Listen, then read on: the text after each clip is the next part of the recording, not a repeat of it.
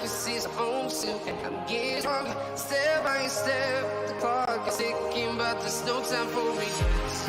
I've been fleeing from town to town, from London to Taiwan. I've been all around the world trying to protect your soul.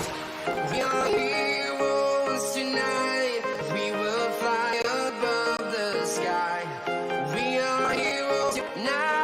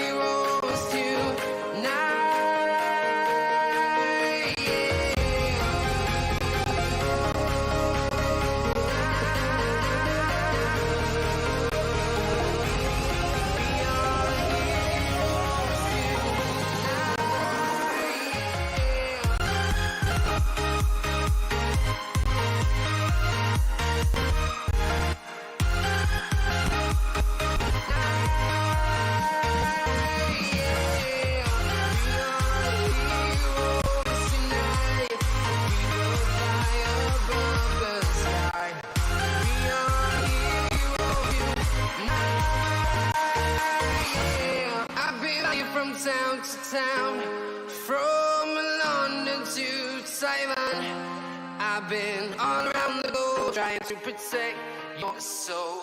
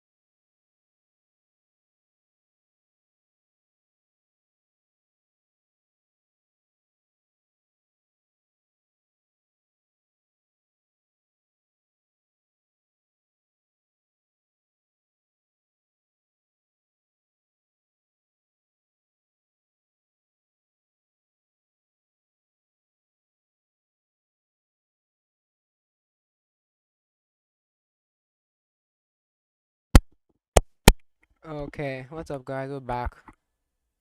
Alright. Before we start, okay, good. Alright, so, no, not video capture device. You don't need this shit. I don't need a thing. Um,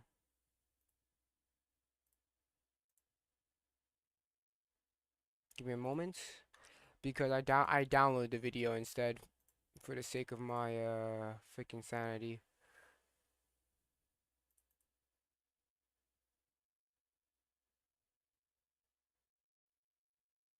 Okay,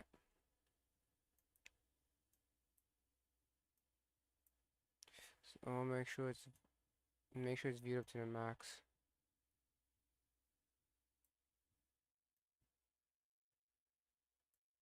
Okay, or maybe if I can do this instead. Hold on. Can I do this instead?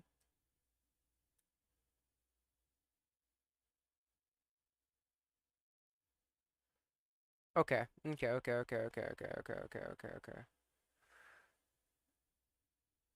could watch it like this. Oh god, what happened? Oh, I thought that's my Java. Fuck Java. Uh, Give me a moment. Give me a moment. Fuck, I use a QuickTime player.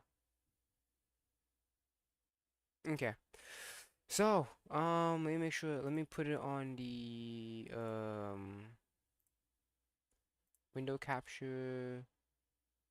Where is it? Where is it? No, application capture, application, QuickTime player. Okay, there we go. Can you window capture on QuickTime player? Oh yes, I can. Alrighty. Alright. So I guess this is gonna be a good reaction. We are going to be reacting to Joon the King's not that he's not that is not his latest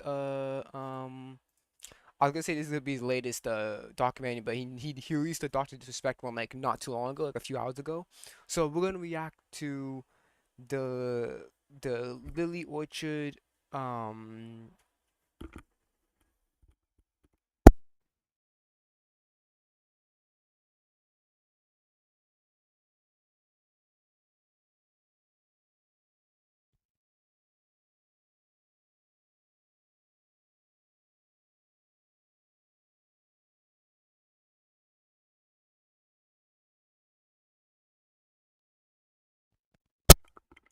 yeah, we are going to react to Lily Orchard's latest, not Lily Orchard's, fucking Joon the King's video on Lily Orchard. Um, Warning, there is some sensitive things that Joon the King does talk about Lily. And yeah, I don't really have much to say about this shit. Um I do know about Lily Orchard. I remember I watched her video on Steven Universe. She's known for that. She's also known for Legend of Korra. And I also reacted to her writing tips, and I put heavy air quotes on that. But yeah, she's also known for writing fanfic, including fanfic of. She's very popular in the My Little Pony community, not in a good way, not in a good way popular, but she's up there. Anyways, yeah, that's it for now. I'm gonna add more contact later on, but she's a very controversial YouTuber, her and her wife. So it's 2 hours and it's always 2 hours. It's 2 hours and 30 minutes. So we're gonna do as much as we can for today. And if we don't have enough time to do it today, we're gonna do the rest of it tomorrow. So let's start now, actually. 728,789. This is the number of words contained in the entire Stockholm series. A work that Oh yeah, she is very known writing. She's very she is very known for writing the most one of the most controversial fanfics I've ever heard of, which is Stockholm, which include a lot of CP, incest, freaking, ugh, it's crazy. I'll get into more of it as we continue on. Let's continue. contents are so severe, so indescribably concentrated in gratifying certain illegal activities, that its distribution alone can result in punishment if the perpetrator lives in Canada. And Canadian content creator Lillian Orchard, an attached author of this work, has been archived distributing it. Even this pales in Yeah, Lily Orchard has co-wrote Stockholm. comparison to the allegations that are now coming out against Lily. From her sister Courtney, that graphically details what she claims Lily did, to Patchwork detailing the extreme art that they made for Lily.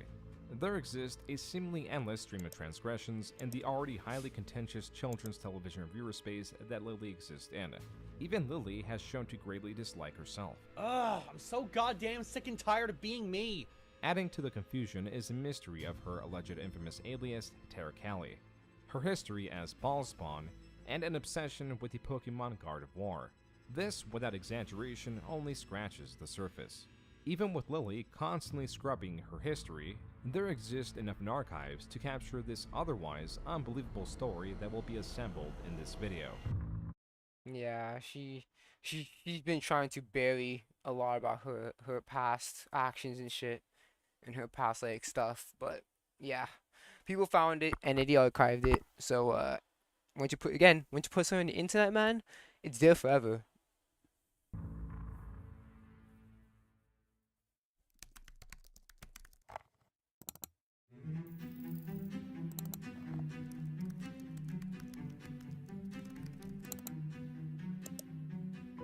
Quote, Ballspawn was born on May 30th, 1992.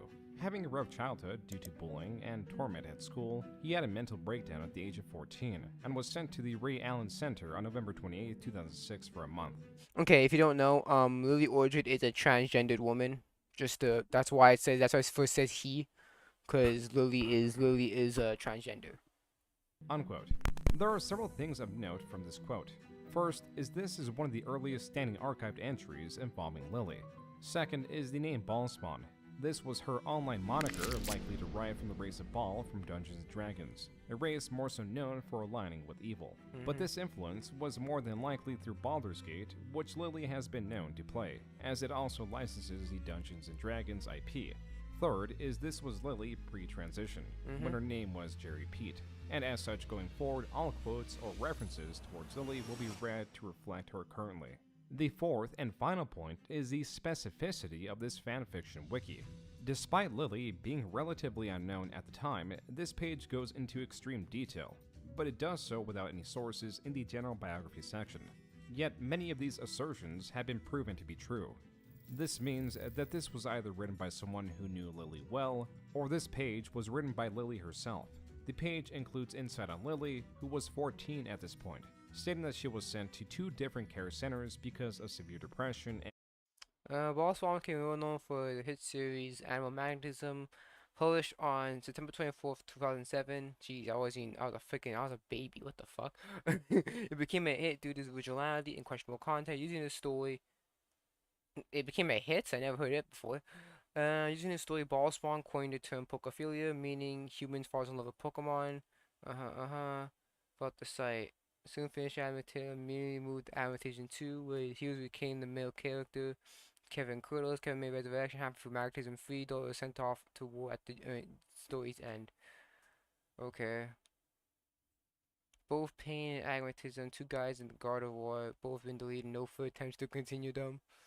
Okay. 2008, Ballspawn continued the profile page that would end Magnetism season, the first and final novel, Magnetism 4 brutal endings. It's here where she kills off Kevin once again, along with his girlfriend, a God of War. The ending took many viewers by surprise, but was met by a positive reaction. One viewer says it was beautiful and dramatic. There's no citation for that. no quote for that. Ballspawn continued the series Crossbreed, a novel that followed Kevin's daughter, who has had God of War, and her appearance can show. Gianna Quills falls in love with her best friend Jake. Two of them applied to have them, although Ball never would off the scene. Left Mocha's that implied. In 2008, this is like freaking like what? Freaking 15-year-old here. She had New Ground, Whispering Illusion, a Family Guy novel. Lily wrote a Family Guy novel. That's crazy. Centering on original character and Meg upon The first climax of the story, Bond broke the chapter record from 1,771 words to 2,856 words. That's not even that less. That's not bad in terms of average words per chapter. Usually, on average, I usually write. For me, on when I write my fix, it usually takes me like it takes usually on average 2.6k words. So yeah, it's like, it's 2,600 words I usually write on. The file size for the chapter was over 12 kilobytes. Bond small file is very small. No WordPad. Page for spell check and dislike of Microsoft Office. Okay. To this day, Boss Bond refuses to post her real name on fanfiction.net. Okay, whatever. What comes with it. Things hardly improve from here. Quote, entering the ACT program, Ballspawn became known for her hit series Animal Magnetism. Publishing the first chapter on September 24, 2007, it became a hit due to its originality and questionable content. Using the story, Ballspawn coined the term, quote-unquote, pokephilia, meaning a human who falls in love with a Pokemon, unquote. It's weird. It's so funny because, like, if you look into the lore of Pokemon, there's like implied about pokephilia. It's crazy. Especially with all the leaks lately. Oh my goodness, man. These dumb devs are crazy, man. Animal Magnetism, an alleged 4-part series, centers around a particular love interest, a Gardevoir, a Pokemon with distinct humanistic traits. So honestly, it was just the fact that it looks like a girl and she found porn of it. That was Courtney Pete, Lily's sister in a stream, providing context to Lily's interest. In Courtney's now-removed Tumblr, she shared a story of the time a 12-year-old Lily downloaded several illicit images of that Gardevoir from a library. Quote, she used to bring it home and hide it under the shed outside. I found it all at once. All of it was Gardevoir's spread eagle. I showed our parents because Lily had lied about why she was banned from the library. Unquote. This obsession with Gardevoir is very... It's so funny because Gardevoir looks very human-like. She looks very humanoid-like, so that's why I can see why Lily was fascinated with Gardevoir, because it looks related to most like a human. real, never shaken, always present. What's more, Lily allegedly followed Looking at my assumptions on why Lily likes Gardevoir. up with a second series about a half Gardevoir, half human, then shifted her writing to a Family Guy fanfic known as Whispering Illusion, and then followed it up with Tale of the Valkyrie. The story has not been archived or is difficult to find, but there are reviews that break down key points of interest like this one that mention the possibly self-insert character, Matthew Ryder, who falls in love and procreates with the character Meg Griffin. Their child, Jaina, then is described as entering into a relationship with Stewie Griffin, who is a family member. This type of yeah, cause that's basically her uncle. What ew? What's with Lily and incest, bro? It's so freaking nasty. I don't understand it, man. Writing. Trust me, this is not gonna be the only first. This is not gonna be the only first evidence of incest in Lily's freaking past, man. It's fucking gross. Additionally, the review makes the observation, quote, we believe that the author took this name from the Valkyr, a dark angel creature that appears in World of Warcraft. Makes sense. The fact that the story swaps between Valkyrie and Valkyr on an almost regular basis is further proof of this, unquote. The distinct Valkyr from World of Warcraft would also play a larger role in tying Lily to her lesser-known aliases. Lily continued to write fanfictions of her favorite media, being Pokemon, Warcraft, Family Guy, and Star Wars. But not all of Lily's interests. I've never heard of anyone write any fanfiction of Star Wars. Not Star Wars, Family Guy. That sounded weird, but media were mainstream, as she was also a notable fan of The Escapist, a sort of web magazine that covered video game and hosted Zero Punctuation, a web series that was one of, if not the largest draw of the website. These videos had a recognizable yellow background with simplistic art and fast-paced narration that also delivered a string of clips that were tied to the equally fast-paced visual gags. And I hate when I look 2009. I was even in kindergarten when this shit happened. What the hell? my time with them more and realized that I've just flushed away months of my life that I could have spent writing a best-selling book or raising a child or pounding nails into my face. Lily's looser ties from the website come from the banned Ballspawn account that at one point stated, quote, I have taken a life in self-defense, unquote. The stronger ties are mentions of the website in understanding its coverage. This morning I received an email from someone who had gotten into a bit of a video game debate with someone on The Escapist, which already doesn't sound It doesn't sound like it's going into pleasant territory because someone had a debate on the internet about video games. This video originated from the Ball Spawn YouTube account created on May 5th, 2009. Though it originated from here, it can no longer be found on Lily's channel current day. But it can be found on Dailymotion that serves to archive some Lily's original videos as Ball Spawn. There are 15 videos in this collection ranging widely in presentation, topic, and the possible date uploaded ranging from circa 2009 all the way to 2014. Even so, this collection, alongside Lily's favorite videos, provide much insight to Lily's choices of content and what possibly influenced it, like enjoying the nostalgia critic as seen in her favorite videos, or Josh Scorcher, also known as the Fiery Joker. Oh, he's gonna play a big role in the past. Just keep that name in check, Josh Scorcher. He plays a big role. Who's often He's a mentioned in her videos. major player. It's like the Fiery Joker episode. The clearest influence is zero punctuation, as Lily has made videos blatantly in that style. You should never trust rap stars, Catholics, men with a windowless van, women who shit on classic literature, and your own parents. I think as we grow up, we slowly learn that our parents have no idea what they're doing, and that they're just winging it their whole lives. It's very humbling. The majority of Lily's interests, as far as content creators go, are in creators that upload satirical critical pieces on media, whether it be movies or video games. Though Lily applies their presentation style, the topics she chooses to cover tend to be highly controversial. Like this video about gun control that includes footage recreated in Gary's mod of a certain school tragedy in the 90s that involved a very specific gun, and for that reason cannot be shown.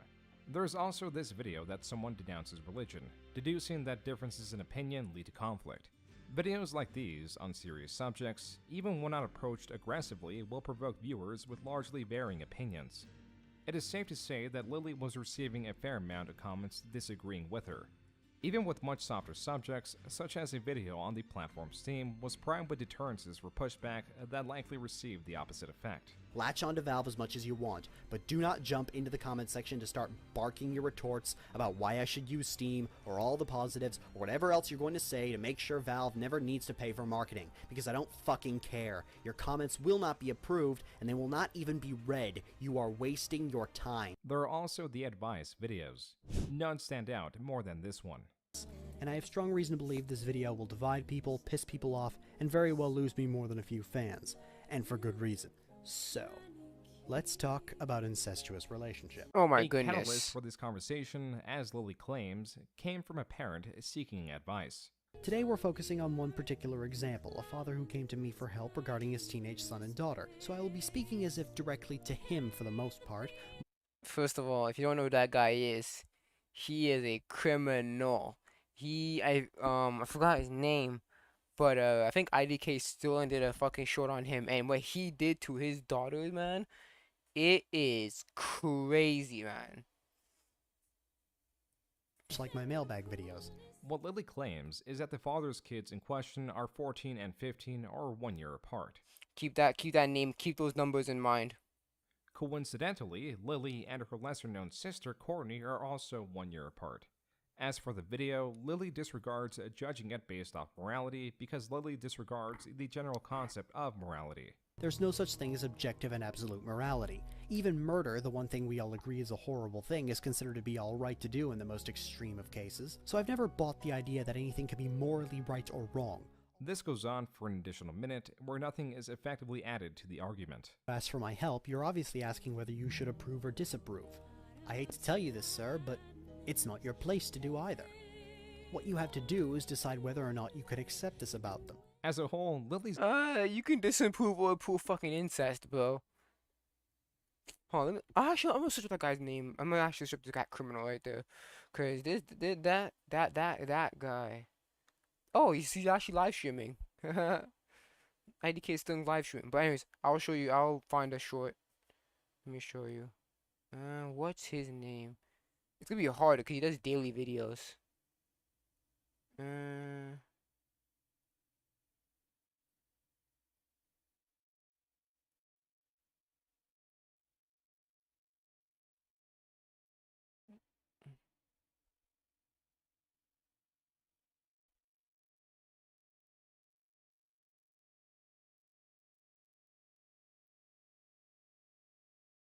Where is it? Where is it?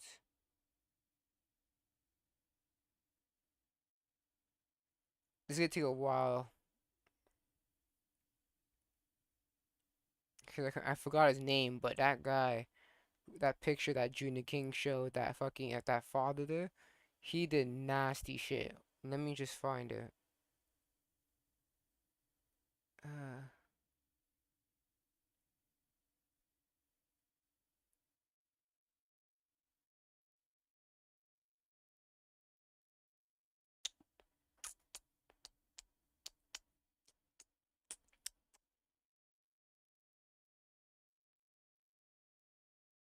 I just need to know his name.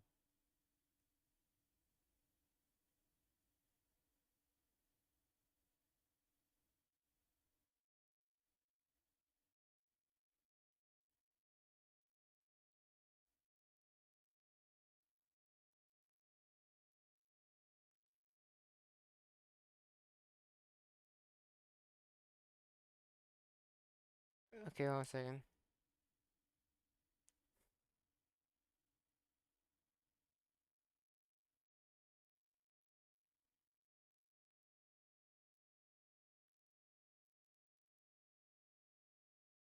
So I'm just trying to find him.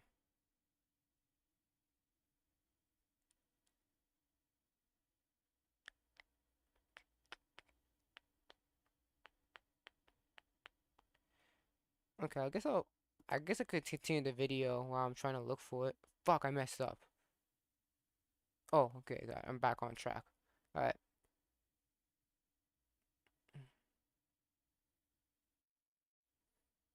Maybe I should IDK Sterling father. If I find, maybe if I find it.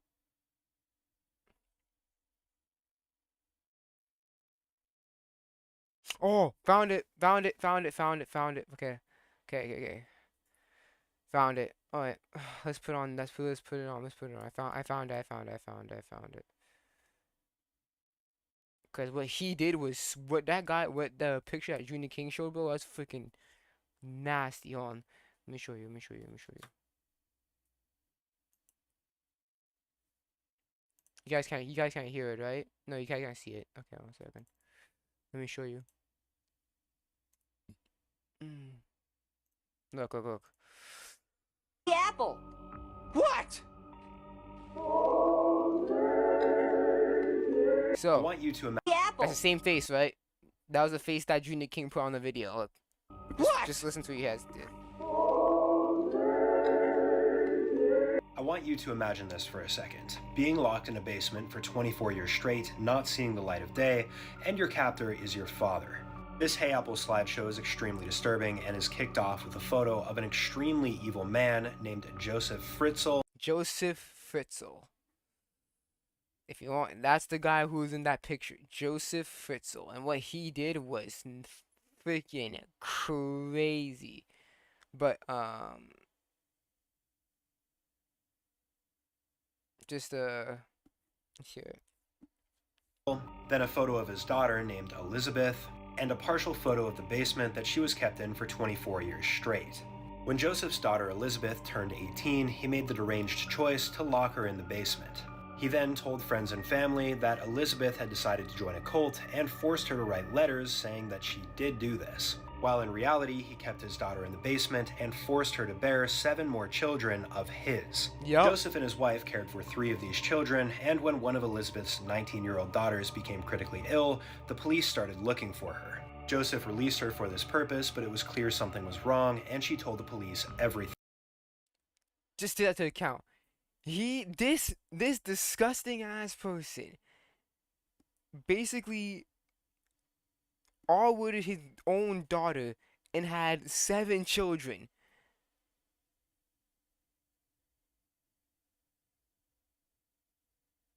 That is, yo, bro.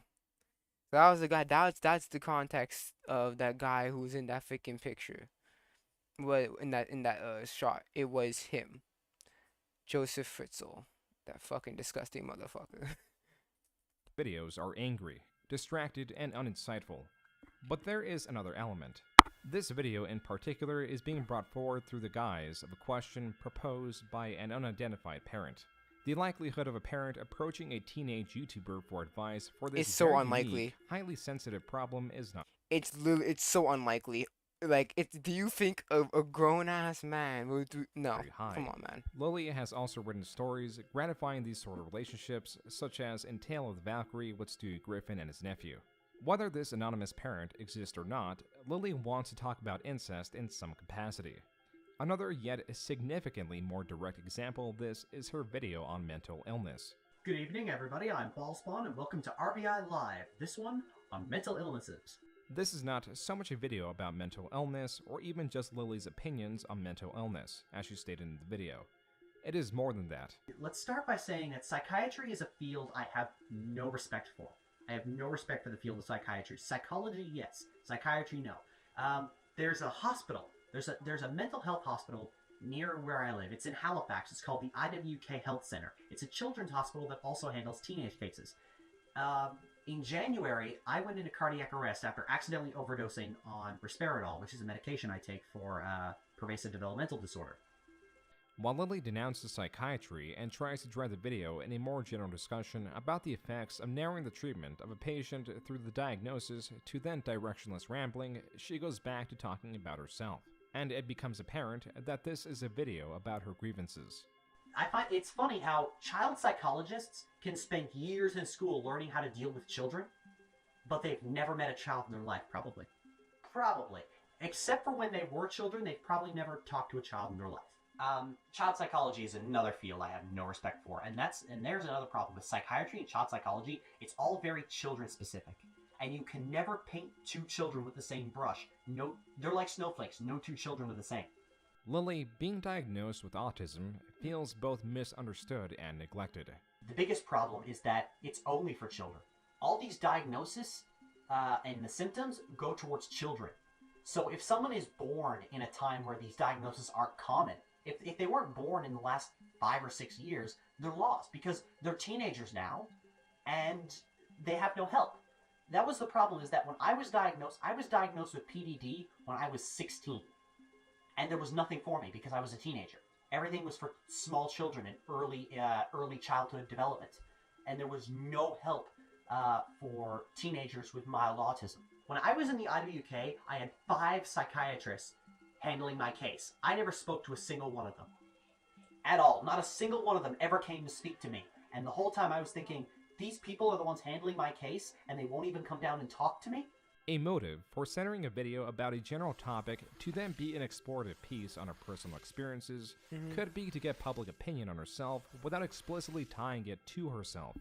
Typically, analysis of these motives would be unfounded, if not for Tara Callie, a person that has not been proven to exist, yet has eerily similar interests to Lily. Yeah, I don't think Callie exists. Okay. Yeah, so I don't think Tara Callie exists at all. Let me see here. 6 hours? Crap. But put back on rest mode. Yeah. So. For Lily's ties to Tara, they can be seen at the intro and end credits of her videos. Tara is credited as the director. Other credits include Vomitron, the channel where the music is sourced from. Lily receives credits several different times, sometimes through alter egos. Similarly, the Psychosocialist receives credit through their YouTube handle as an actor and real name as the editor. So even though Tara is the alleged director of the projects, she is never shown. Another important bit about the intro is that it states it is presented by Valkyrie Studios. A quick search shows that Lily was likely not using this name in an official capacity, but she did treat it as more than just a garnish. One of them is this blog that is still standing. The most recent post, dated December 25th, 2011, Lily both signs a post as Valkyrie Studios and refers to it as a company with Lily as the sole employee. But that was in 2011. In 2013, much changed.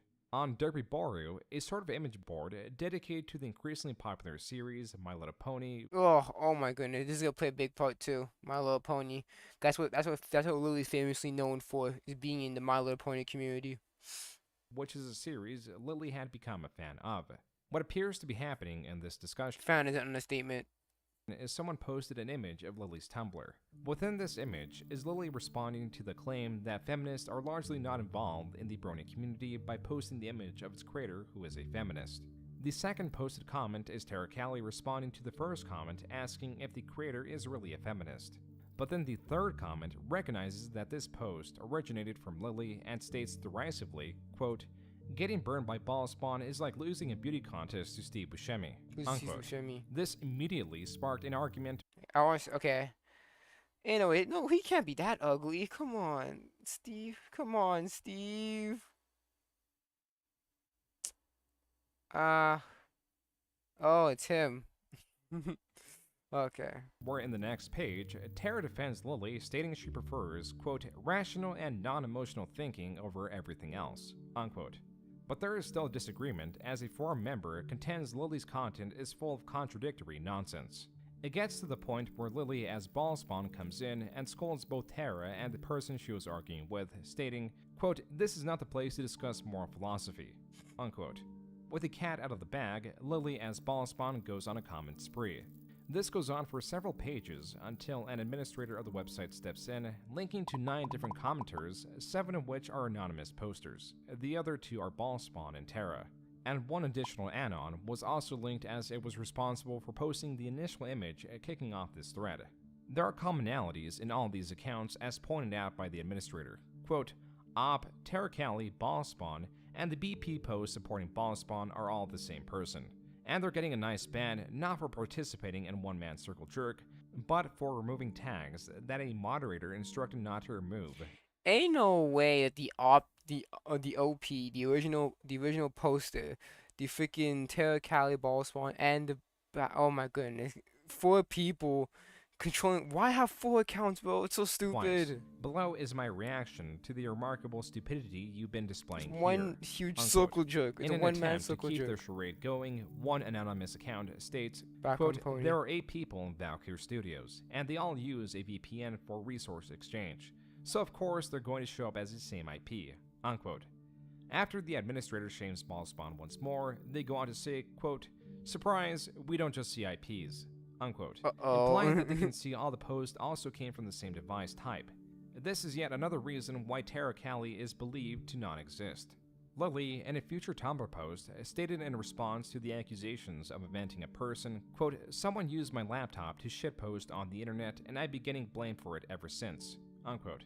As time progressed, Lily's excuses would become even less believable, and the project she worked on would become ever more disturbed. In 2012, Lily was not only writing a fanfiction, she was creating a game with the same name through RPG Maker, written and published chapter by chapter. It took the majority of 2012 for the written work to be complete.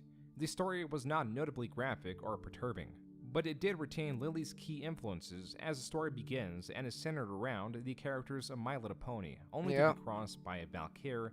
The gist of this is that this Valkyr is a destroyer of perceived dying worlds, even if it's done through genocide, and as such it kills many ponies before being confronted by one to parley.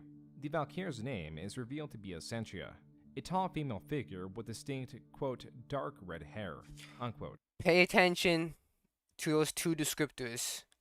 Tall and dark red hair. They're going to be very important later on in the video. Essentia talking to the pony gives her hope, and as such, it reverses its destruction before then going back to its people. Many things happen. The Valkyr is reprimanded for not doing its job, and as such, This is AI art, by the way. sides with the ponies, and in the end is redeemed. The eyes The look important weird. bit, relevant to Lily Orchard, is a character guilty of genocide is redeemed, as will be pertinent in the future. There's also fan art of this work. Oh, which is actually stupid because in her writing tips many years later, she said that characters who killed over 10,000 people should never be redeemed, but yet she redeemed a character that did genocide. That's so stupid. What a hypocrite, bro. Created by Nintendo Gal 55. But Nintendo Gal Oh, she's gonna play a big role into this too. She's a major factor in this shit. 55 is not just a fan of Lily's work, she is a collaborator. Yep. The ties through her and Lily are quite direct. On Lily's Tumblr as Ballspawn, on the right-hand side, Nintendo Gal 55 is being undeniably promoted as, quote, "part of the team," unquote, alongside Tara Callie.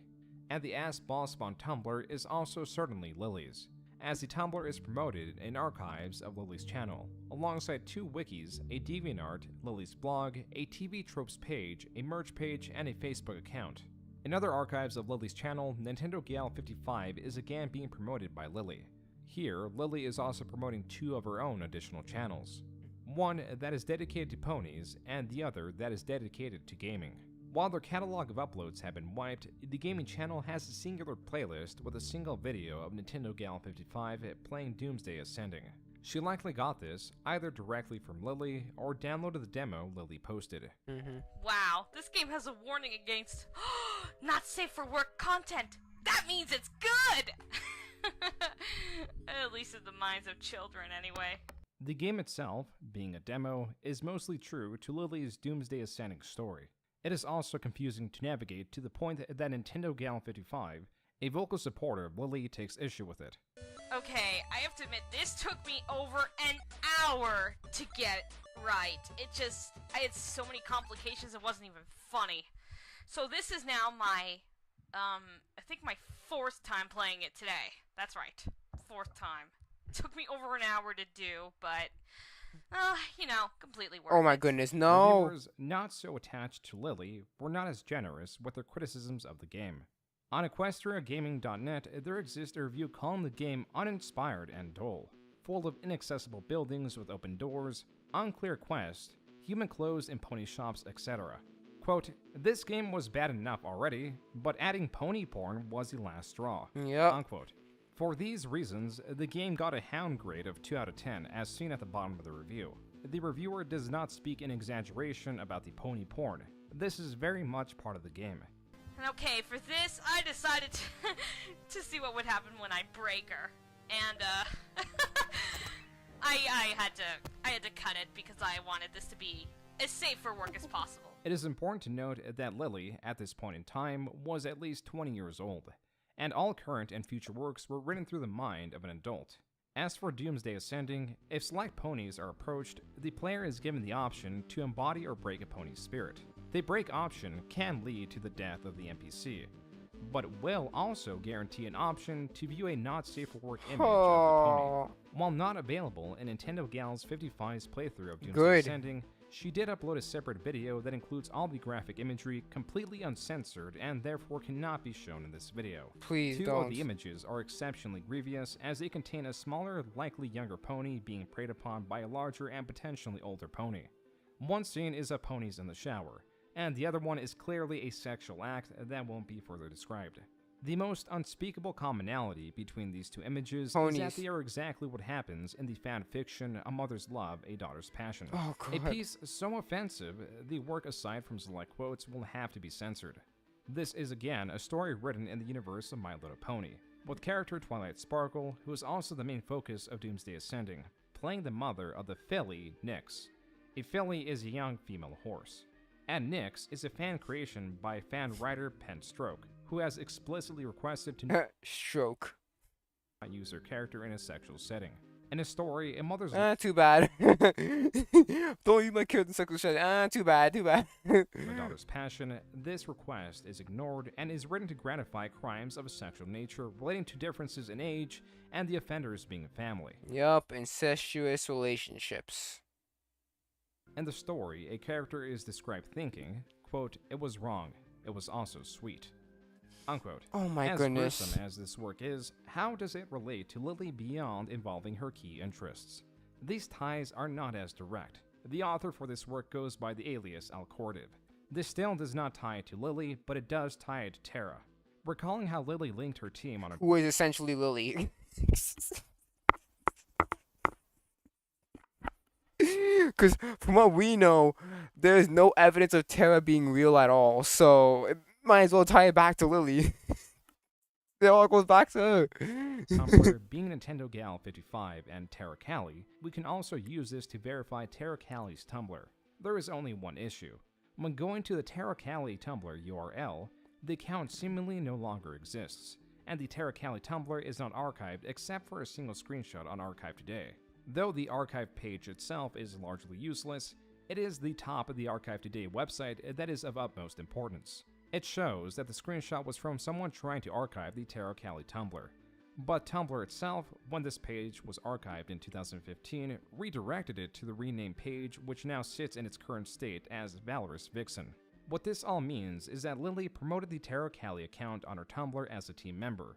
This is a direct link, but around 2014, Tara changed her Tumblr name to Valorous Vixen. Both old comments and old redirects prove that these are the same accounts, and why this is important is because Tara took credit for the work. This happened because someone riffed on the story, and the Tara Cali Tumblr account linked the riff and stated, quote, "Putting aside the gratitude of finally having someone point out all the spelling and grammar mistakes I made, this is just hysterical," unquote. This admittance means that Tara Cali is also the user Alcordiv, the alias used to post the original work. Tara's Tumblr reveals much more than just this connection. It also directly links the Tara Derpy Borio account. In a separate post, she admits to using Lily's computer, yet in all these posts, there is not a single image of her. At most, she describes herself as having, quote, "deep red," unquote, as a natural hair color. Yep. And though at this point in around 2013, where Lily has known Tara for about 5 years, no one else has seen her except for Lily. Yep. This is all while she claims to have had sexual relations with Lily, all while Lily lived at her parents' trailer. Surely Lily's parents must have seen her if she's interacted with Lily for that long. But she has an excuse for that too. What? Quote, "I spoke to her brother on Facebook, but I kept away from her parents." Then okay, then it doesn't make sense. How was Tara living in the trailer? How was Tara living in Lily's trailer and Lily's parents? How is Tara living in Lily's parents' trailer, but Lily's parents never physically saw Tara? How does that make any sense? You telling me that the dad nor the mom ever physically saw Tara at all? That's awfully suspicious. I honestly did not want to meet them. They're not nice people, unquote. Even Lily's father, according to Tara, doesn't believe she exists. Quote, "I even heard Lily's own father accuse me of not being real," unquote. This was not very convincing. Considering that Tara is credited as the director of Lily's old videos, she should have been present within Lily's household. But then Tara states she has been screen present, so surely Lily must have an archive of her being on camera in old videos, yet not a single frame of her has been found. Yep. What's more, while Tara claims she is the director of these works, she describes the So you could literally just say that fanfic that Tara wrote. You can literally say that's a fanfic that Lily wrote, as basically Lily wrote, because from what we know, Tara is not real. Of an editor. Quote, "So yeah, I'm behind the scenes. I'm the director. I make sure everything is good to go before it's published," unquote. It is safe to say the majority of Tara's posts are about Lily, often complimenting Lily by saying things like, quote, "You're the best person to do it. You're actually intelligent that sounds and so know how to argue narcissistic. someone's points and not turn it into a mudslinging match." Oh my goodness, that is so narcissistic. This would be the best thing for everyone. Just have you on the side account just glazing yourself, man. That's crazy. Unquote. Tara also makes the connection, quote, "Am I like a female Lily, or is Lily like a androgynous me?" unquote. And I wouldn't be making these accusations of this egregious nature if I wasn't for sure. You see, if there's one thing that anyone who has followed Jerry knows the most about him throughout his entire internet career, it is that he has a deep-seated desire for control. She does not see people as people. She sees them as things for her to use.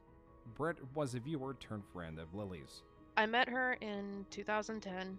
I ended up subscribing to her, watched her for a little bit, ended up sending her a message on YouTube's old personal message system. We started talking back and forth, and eventually moved to Skype, and that's pretty much how we became friends and started talking regularly.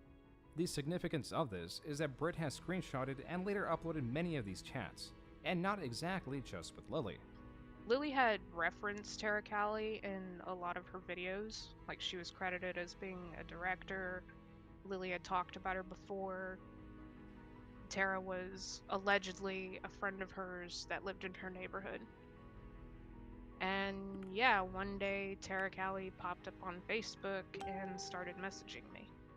Britt also uploaded some of the conversations with Tara amounting to 132 screenshots with Tara alone. All in all, these are of a sexual nature.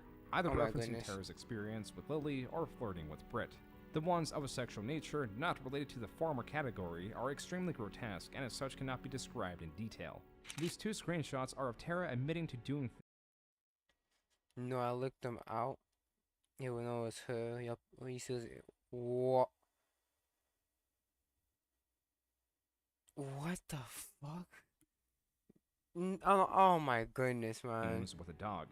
This one is Tara admitting to being into Volcon or the interest in young ponies, which also makes it all the more likely that she did write A Mother's Love, A Daughter's Passion. Which then, again, Tara, we don't know if Tara is even real or not. There's no evidence that she's even real, so that, again, that ties right back to Lily.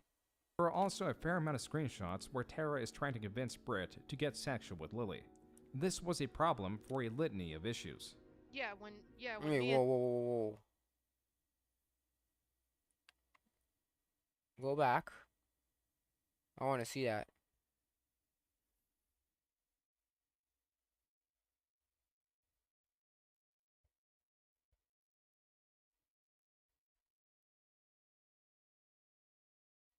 I totally ship Brittany and Brow. How are you shipping two real life people, bro? That's, oh my goodness. Why are you shipping yourself and your online friend? That's so fucking weird.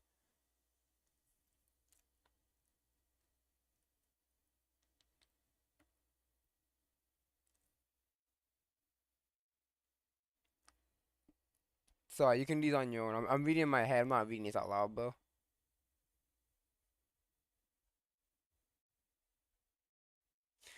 Then she's faking Lily's like, yo, why don't you send this? Why don't you send a nude? Oh my gosh, bro. Oh,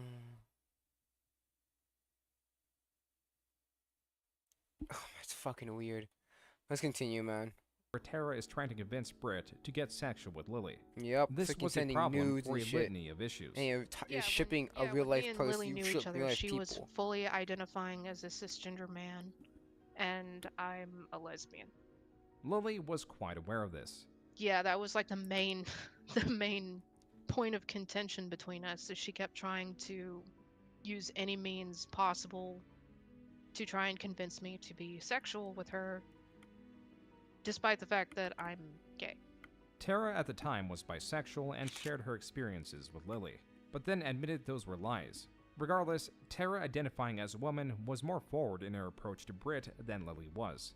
She even sent her pictures, but these pictures were not of Tara and were traced back to a model. It is also important to mention that apparently this was Tara Callie's profile picture. But that was soon likely changed as the image was also traced back to an easily found image on Google. The facts are that no one beyond Lily. The facts are is that Tara does not exist. Tara is a fucking is a person that Lily just created. That's just what it is. Tara. Tara is a liar, a predator, a criminal. And her story gets ever more unbelievable, especially the one of her origin. Yeah, the story was she ran away from California because she got kicked out of her parents' home because her parents caught her essentially her younger 15-year-old sister. And at some point, the 15-year-old sister also tried to run away from California to Canada and froze to death. Even though Tara is an unfathomably disturbed individual, she somehow secured a job working for the government.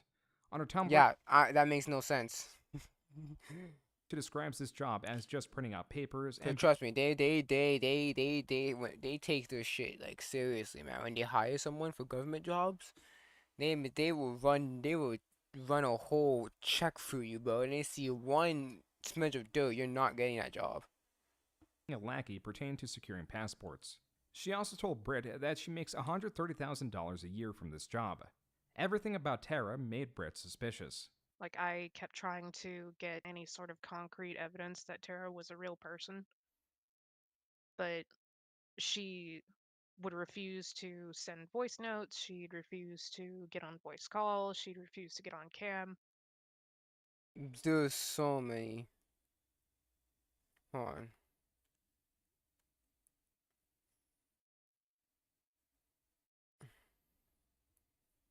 On her Sorry. Tumblr, she describes this job as just printing out papers and being a lackey pertaining to securing passports. She also told Britt that she makes $130,000 a year from this job. Yeah, sure, buddy. Everything about Tara made Britt suspicious. Like, I kept trying to. If you want to see more Brittany Harness, I have to leave you to hear her voice at least once. Or at least stick something in front of hello. So, no, yeah. Get any sort of concrete evidence that Tara was a real person. But she would refuse to send voice notes, she'd refuse to get on voice calls, she'd refuse to get on cam. And it was always, oh, my vocal cords are damaged. Oh, Oh my gosh, man. It's so funny. I'm afraid that creepy people will record me. Oh, I'm afraid that if I get on camera, I'm gonna get sexually harassed. It was always some kind of excuse or just a flat out no. The ruse was up. Virtually anyone who interacted with Tara did not believe they were a real person. Nope. And so, in late 2014, Tara was pronounced dead because she got into a car accident. But not really, because she came back to state, quote, "Idiot doctor pronounced me dead at the scene and started sending out notifications to my emergency contacts," unquote. Naturally, Lily was her emergency contact. What What a coincidence. Is that Tara got arrested. And not just that, Lily confirms that Tara does have red hair, but is also a 6'3". 6'3". Pay attention to those two descriptors because those are references to someone. Woman. A This is character, a very actually. distinct height that makes her taller than more than 99% of American women. Yep. And this was after CP was allegedly found on her computer. Additionally, the police contacted Lily because she was an emergency contact on Tara's phone, and as such, they asked Lily for a key to Tara's apartment. So instead of enlisting a locksmith, they would have a possible accomplice access the location first. Perhaps now Tara can be contacted and visited, something that in this screenshot Britt wanted to do, only for Lily to fire back and state that Tara has a strict contact list, implying that she likely cannot be found. Lily also states here, yeah, what a coincidence, huh? that she cut all ties with her. And during a trip to the police department to visit Tara, Lily states, quote, "There was one pretty funny moment. I was sitting there in the police department and one little girl, around 8 or 9, came out and sat down next to me. She'd just been questioned about Tara. She asked me, 'Do you know that mean lady in jail?' I said, 'I dated the mean lady.' She laid a hand on my shoulder and said, 'You poor thing.' It was Oh my goodness. like something out of a sitcom." It might as well be. It sounds like something out of a sitcom. Unquote.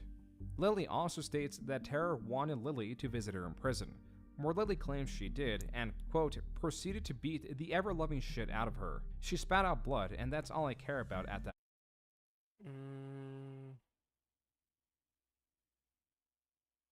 I don't think they'll let you. I don't think Canada will let you do that, man. I don't know much about Canadian jail rules, but I'm pretty sure they let you talk through a phone, not like not like physical contact.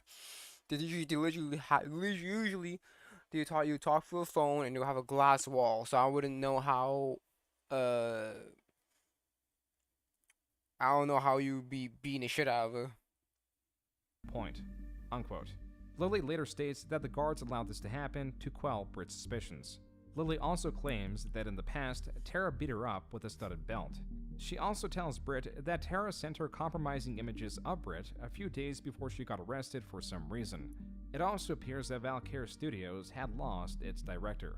In the 2015 updated and archived fan Wikia page, there is still more about Valkyrie Studios. Quote, "Ball owns a small media company she created under her own name called Valkyrie Studios." Unquote. No, that was a full-blown lie. I can tell you exactly what Valkyrie Studios actually was and where it started. I was the first quote-unquote member. There was me, her sock puppet Tara Callie, Blake Diamond, and then later Nintendo Gal, but we Sock puppet? didn't really do anything together. Like, we were just a group of people that she would talk to and keep separate from each other, and she called us a studio. Even on the Daily Motion archive, Blake Diamond is seen on a livestream with Lily, even presenting the livestream as the Valkyrie Studio livestream. I need to ask you to stop doing the implying sentence structure. That comes from 4chan. We do not discuss 4chan in the Valkyrie Studios livestream. As it so happens, Blake also interacted with Tara Callie, And when Blake decided to stand up to Tara and Lily, they berated Blake, calling him a butt monkey or the butt of the joke. Lily on her own Tumblr states both that Blake is easy to manipulate and verifies that she is a manipulative person. Quote, because Blake looks for yes men, and I am most assuredly not it. If you're the kind of But person... you're the same person who wants yes men too. Double standard. You don't, but you freaking, you don't want to be a yes man. It's weird. You don't like that person trying to look for yes men, but yet you yourself want to look for yes men. Crazy.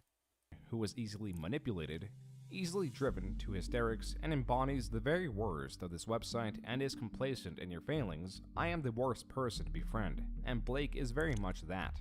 Unquote. Blake's wife responded to Lily's attacks by stating, quote, perhaps Blake doesn't like you because you're a manipulative egomaniac and most people don't like manipulative egomaniacs, unquote. Lily discredits Blake by stating Blake declares feminists to be terrorists, something Blake's wife also responded to by disagreeing with Lily. And this was not the last post that Blake's wife responded to.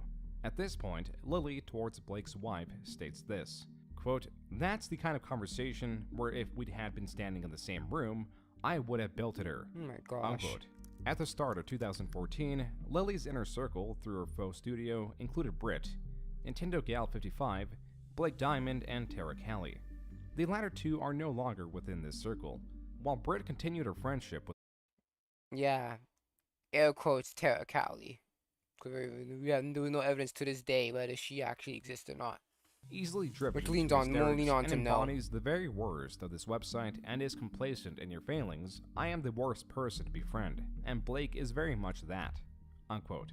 Blake's wife responded to Lily's attacks by stating, quote, perhaps Blake doesn't like you because you're a manipulative egomaniac and most people don't like manipulative egomaniacs, unquote. Lily discredits Blake by stating Blake declares feminists to be terrorists, something Blake's wife also responded to by disagreeing with Lily. And this was not the last post that Blake's wife responded to. At this point, Lily, towards Blake's wife, states this, quote, that's the kind of conversation where if we'd had been standing in the same room, I would have belted her, unquote. At the start of 2014, Lily's inner circle through her faux studio included Brit, Nintendo Gal 55, Blake Diamond, and Tara Callie. The latter two are no longer within this circle. The latter one, because we don't know Tara. From what we know, Tara ain't real. So just Blake left. Continued her friendship with Lily. Nintendo Gal 55, in a similar position, was also a business partner of sorts, one that would co-author Lily's most infamous work, a series that's combined word count is 728,789. That means, from start to finish, over if half a listening to the million words at 150 words per minute, it would take 80 hours and 55 minutes just to get through. Considering its contents, this is one of the least shocking facts. This is none other than the Stockholm series. Yep, Stockholm. As of right now, there are 9 archived works. There are also several works that Lily abandoned, meaning that there were more than this. As for the 9 recovered, the longest entry is 239,000 words. The shortest is just shy of 8,000, and appears to be an incomplete rewrite of an entry of the same name. Other works in the series are largely tagged as incomplete, cancelled, or on hiatus. As for the stories themselves, they are undoubtedly set in the My Little Pony universe. Definitely. And like Lily's previous stories, her own characters, such as Essentia, make a return.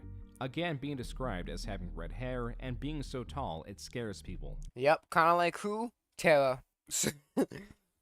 This is the exact same description of the Essentia character written in Doomsday Ascending. These very distinct descriptions are also the only way Tara Callie has ever been described. Yep. Essentia was one of her self-inserts. So again, there is more proof that Tara is not real rather than there are otherwise. Yeah, like she'll deny that, but based on how she's used Essentia over the years, how she talks about her, the fact that she was actually her main World of Warcraft character for a while, the fact that if you were to take how she compares Tara Callie and Essentia side by side, they're basically the same person. Yep. Side note, Lily also uploaded her save game of Skyrim to Nexus Mods, where she played through the entire game as Essentia. These screenshots of her character are again fitting her canon description. But not all of Lily's characters are derived entirely from fiction. In the first entry of Stockholm, named Stockholm, there is a character named Firebrand. Oh, This no. character, while inherently fictional, is a creation and representation of Josh Scorcher, Yup. a creator that Lily looked up to at this point. As for Stockholm, the first entry of the series revolves around the character Rainbow Dash, modified to fit Lily's perversions. The character, though canonically female, now has a penis. Oh my goodness, yeah. Now in that version, she's intersex. Oh, and the stuff that Rainbow Dashes does to people is nasty. Well, let's continue the video, because I'm Is sorry. described as intersex and has an uncontrollable lust for minors. How? We're not even halfway. Yo, really, I don't know how. Look, it's so much fucking crimes, man. In the story, she approaches Dr. Firebrand about her fantasies. Firebrand then makes the connection that her pedophilia is because she is intersex. And it's weird because Lily is transgender, and yet she's painting this picture about intersex people as fucking nasty people. That's so weird. The doctor also states, quote, "I would recommend that you relax and enjoy your fantasies," Firebrand said with a smile. "You'll find that once you do, you'll be feeling less guilty about yourself, and less likely to think you'll do something you'll regret. Think about how you'd feel if one of those girls were over and were making you excited, but you had the security of knowing you can go upstairs and take care of yourself once they've left? You'll feel more relaxed, wouldn't you?" Unquote. It is important to note that this scene happens after Rainbow Dash stole the panties of one of her victims, who is a minor, and then proceeded to pleasure herself to them. Though these characters are taken from the My Little Pony universe, they are described as human.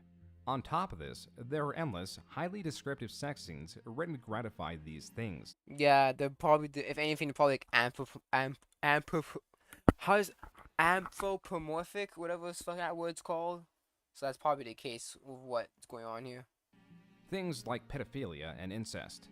This is not just in Stockholm Actual. It affects every following piece of the Stockholm series. The incest is typically between sisters or a daughter and a mother. So There is fucking nasty. Just like that fucking fanfic, mother's promise, mother's daughter's love, whatever the fuck's called, daughter's passion, whatever it's called. also an obsession with the age of 14 and 15. Coincident, and you know what's so funny? This guy, the freaking the guy or the father air quotes that was talking about that was looking for Louis for advice was, guess what? How old was his children? 14 and 15, baby. Characters are described as that age or have important events that took place in their life when they were that age. This, like many other themes in Stockholm, is not a coincidence. Nope. Lily has a fixation on the age of 14. Oh, that's so weird. Because you got the whole Rainbow Dash and Scootaloo situation in Stockholm, where Scootaloo was 14. You have the Mod Pie and Pinkie Pie stuff. There was the Rarity and Sweetie Belle in Stockholm. Virtually all characters within every entry are deeply disturbed individuals. Even the minors are having these thoughts. One of them in the Dash family entry states, quote, "When she's changing or taking a shower or trying to be alone, even when I started crushing on you, I was still spying on my sister. And sometimes I steal..." Damn, Pervy exclaimed. Oh, not the damn, even that. Oh my goodness, bro. "Her underwear," unquote. The minor that is saying this had her panties stolen by Rainbow Dash in the first entry of Stockholm, but was allowed to see her while she was institutionalized. First entry? In this entry, there's also a different pony YouTuber that Lily looks up to, being Dr. Wolf, who prescribes Rainbow Dash, specifically risperidone, which is an antipsychotic, something Lily likely became familiar with when she was institutionalized as a teen. Yep. Also in this story, Rainbow Dash imagines a younger form of herself, who she initially named Pervy, but then later renamed CL. Initially an imaginary fetish piece, CL manages to slowly and inexplicably turn corporeal. Yep. The issue with her turning into a... Apparently the imagination was so strong, CL just came to life or some shit. It's weird. ...person is that she will be taken away from Rainbow Dash. Quote, okay, As much as I want to be real, I certainly don't want to be thrown out and kept away from Dash, but still, unquote. This is what Stockholm is. Bizarre, grotesque, and a crime in Canada. First and foremost, a child in this connotation is described as anyone under the age of 18, and as Lily clearly defines them with humanistic traits, they are, quote, visual works of the imagination. Hold on a second. Because I just saw a line in Stockholm, which I do know. Let's see, hold on. Virtually all characters within every entry are deeply disturbed individuals. Even the minors are having these thoughts. One of them in the Dash family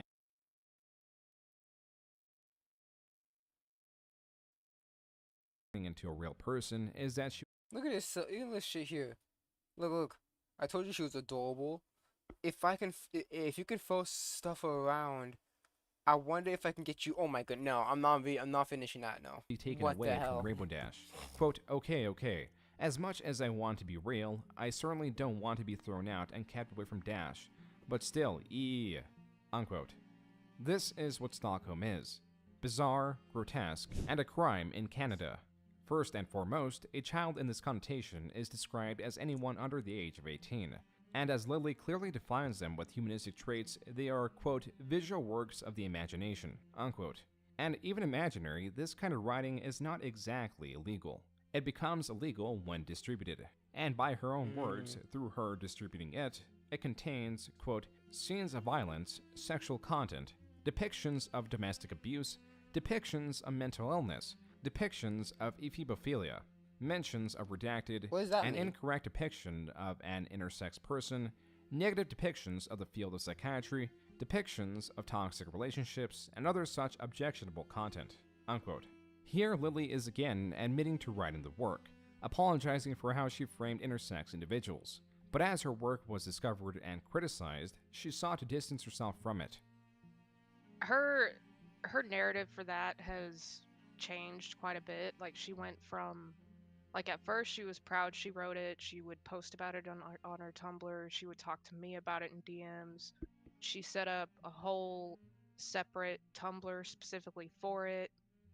And then she went from, oh, I did write it, but other people edited in the graphic scenes involving underage characters, and the blame for that would shift from, oh, it was 4chan, oh, it was Josh Scorcher, oh, it was Bronies being mad at me, oh, it was Nintendo Gal. It was like she didn't write it. She didn't write the sex scenes. Other people did, and whoever did would change based on whoever she was trying to throw under the bus at the time. Which you all know it's not true. Though Lily did write Stockholm, it is also true that she wasn't its only author. Nope. Nintendo Gal 55 co-wrote the works. The Stockholm series seems to have ranged from 2014 to 2015. Throughout this time period, Nintendo Gal 55 was quite expressive in how the writing was affecting her. It's so funny because I was in elementary school and this shit happened, but that's so weird, man. While I was in elementary school, freaking practicing my anglais and français, yeah, fucking really doing this shit, but. In just late 2013, she, responding to a question asking if she liked Volcon, stated, quote, "That's a personal no-no for me. If other people like it, that's fine. It's not exactly illegal as redacted, but it's not for me. That's all it is." Unquote. But in the coming months, she had a change of heart because she took part in writing Stockholm. Yep. As revealed, it was through the convincement of Lily. Quote, "You're talking to the gal who managed to convince her that writing Twilight as a redacted and Rainbow Dash as a redacted would have been a good idea. I think I can manage this." Unquote. Nintendo Gal 55 in a different post expresses the turmoil of writing the story. Quote, "It involves the CMC, and it was so awful. I would read all of my original fanfics from 10 years ago than ever write or read that again. I didn't just hate how the scene became. I felt physically uncomfortable reading it and writing it. It wasn't just uncomfortable, it was painful. All throughout Stockholm, the worst I ever felt was sad. Now sad, I can handle that perfectly fine. Even the descriptions of the domestic abuse, while unnerving, weren't graphically written and didn't affect me that badly. Yes, Essentia terrified me in the story, but I can also handle fear.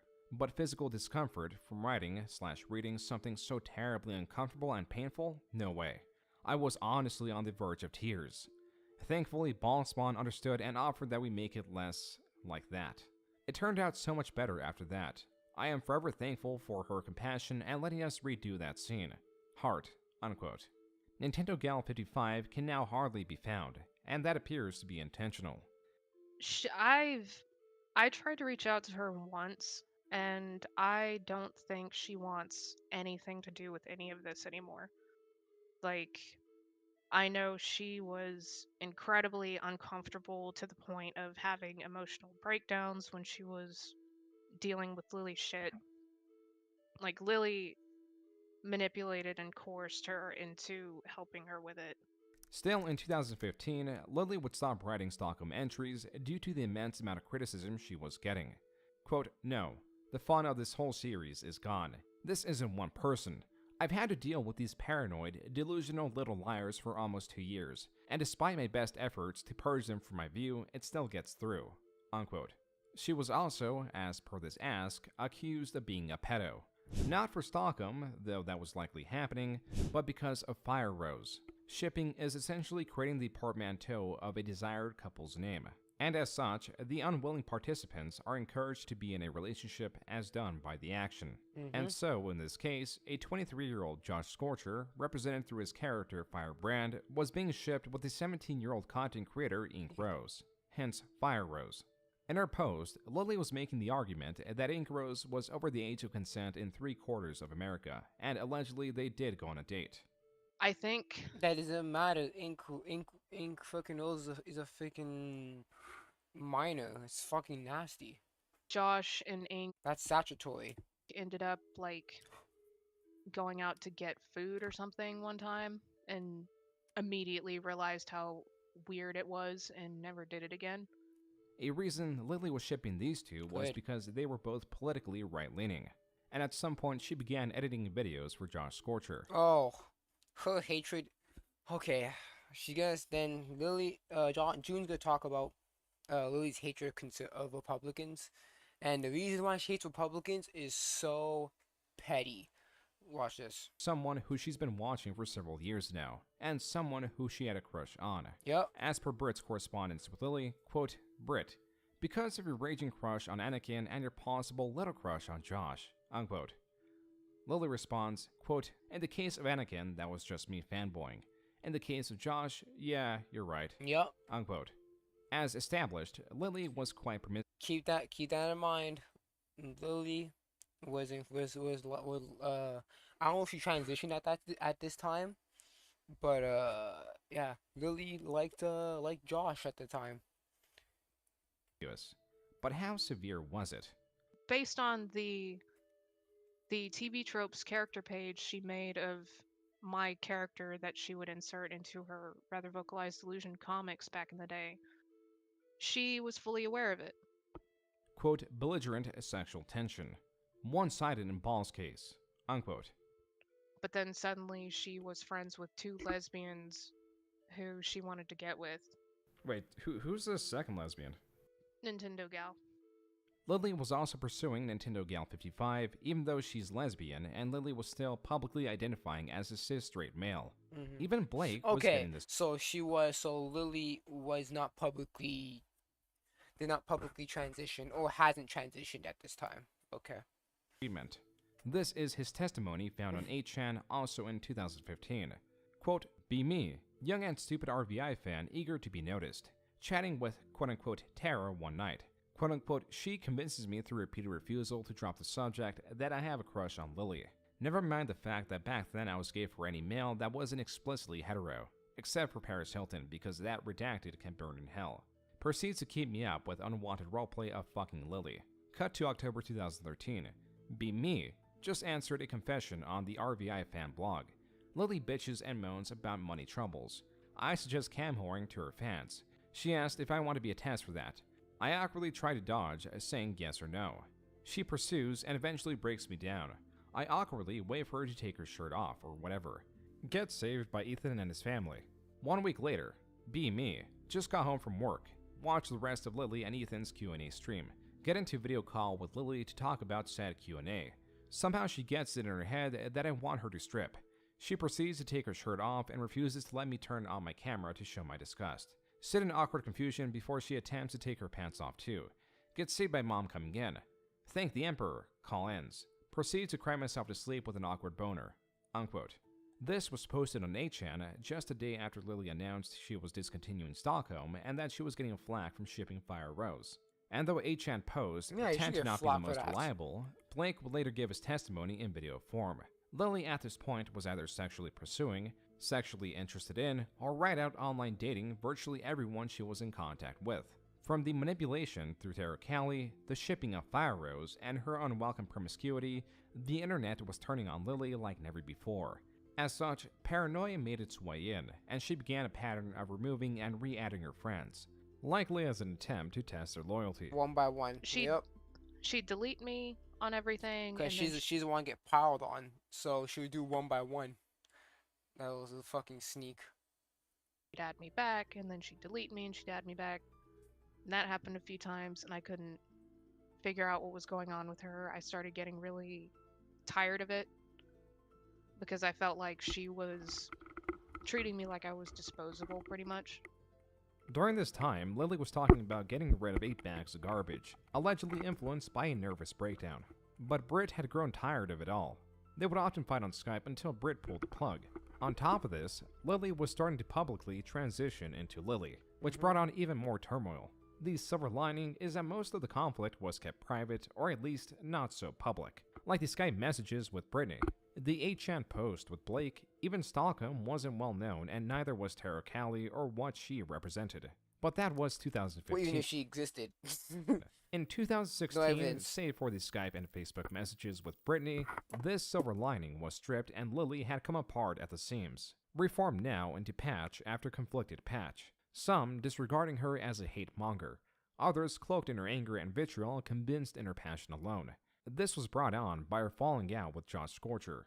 It is difficult to state how much Josh really meant to Lily. He is a content creator that she admired so much that not only did she write him into Stockholm as the counselor that encouraged vile acts, she also admitted to having a crush on him. Lily was dedicated so much to him that she wormed her way into becoming an editor of his. This came to a head on June 4, 2016, when Josh Scorcher on his Tumblr stated, quote, "That feeling when you finally realize you're in an emotionally abusive relationship.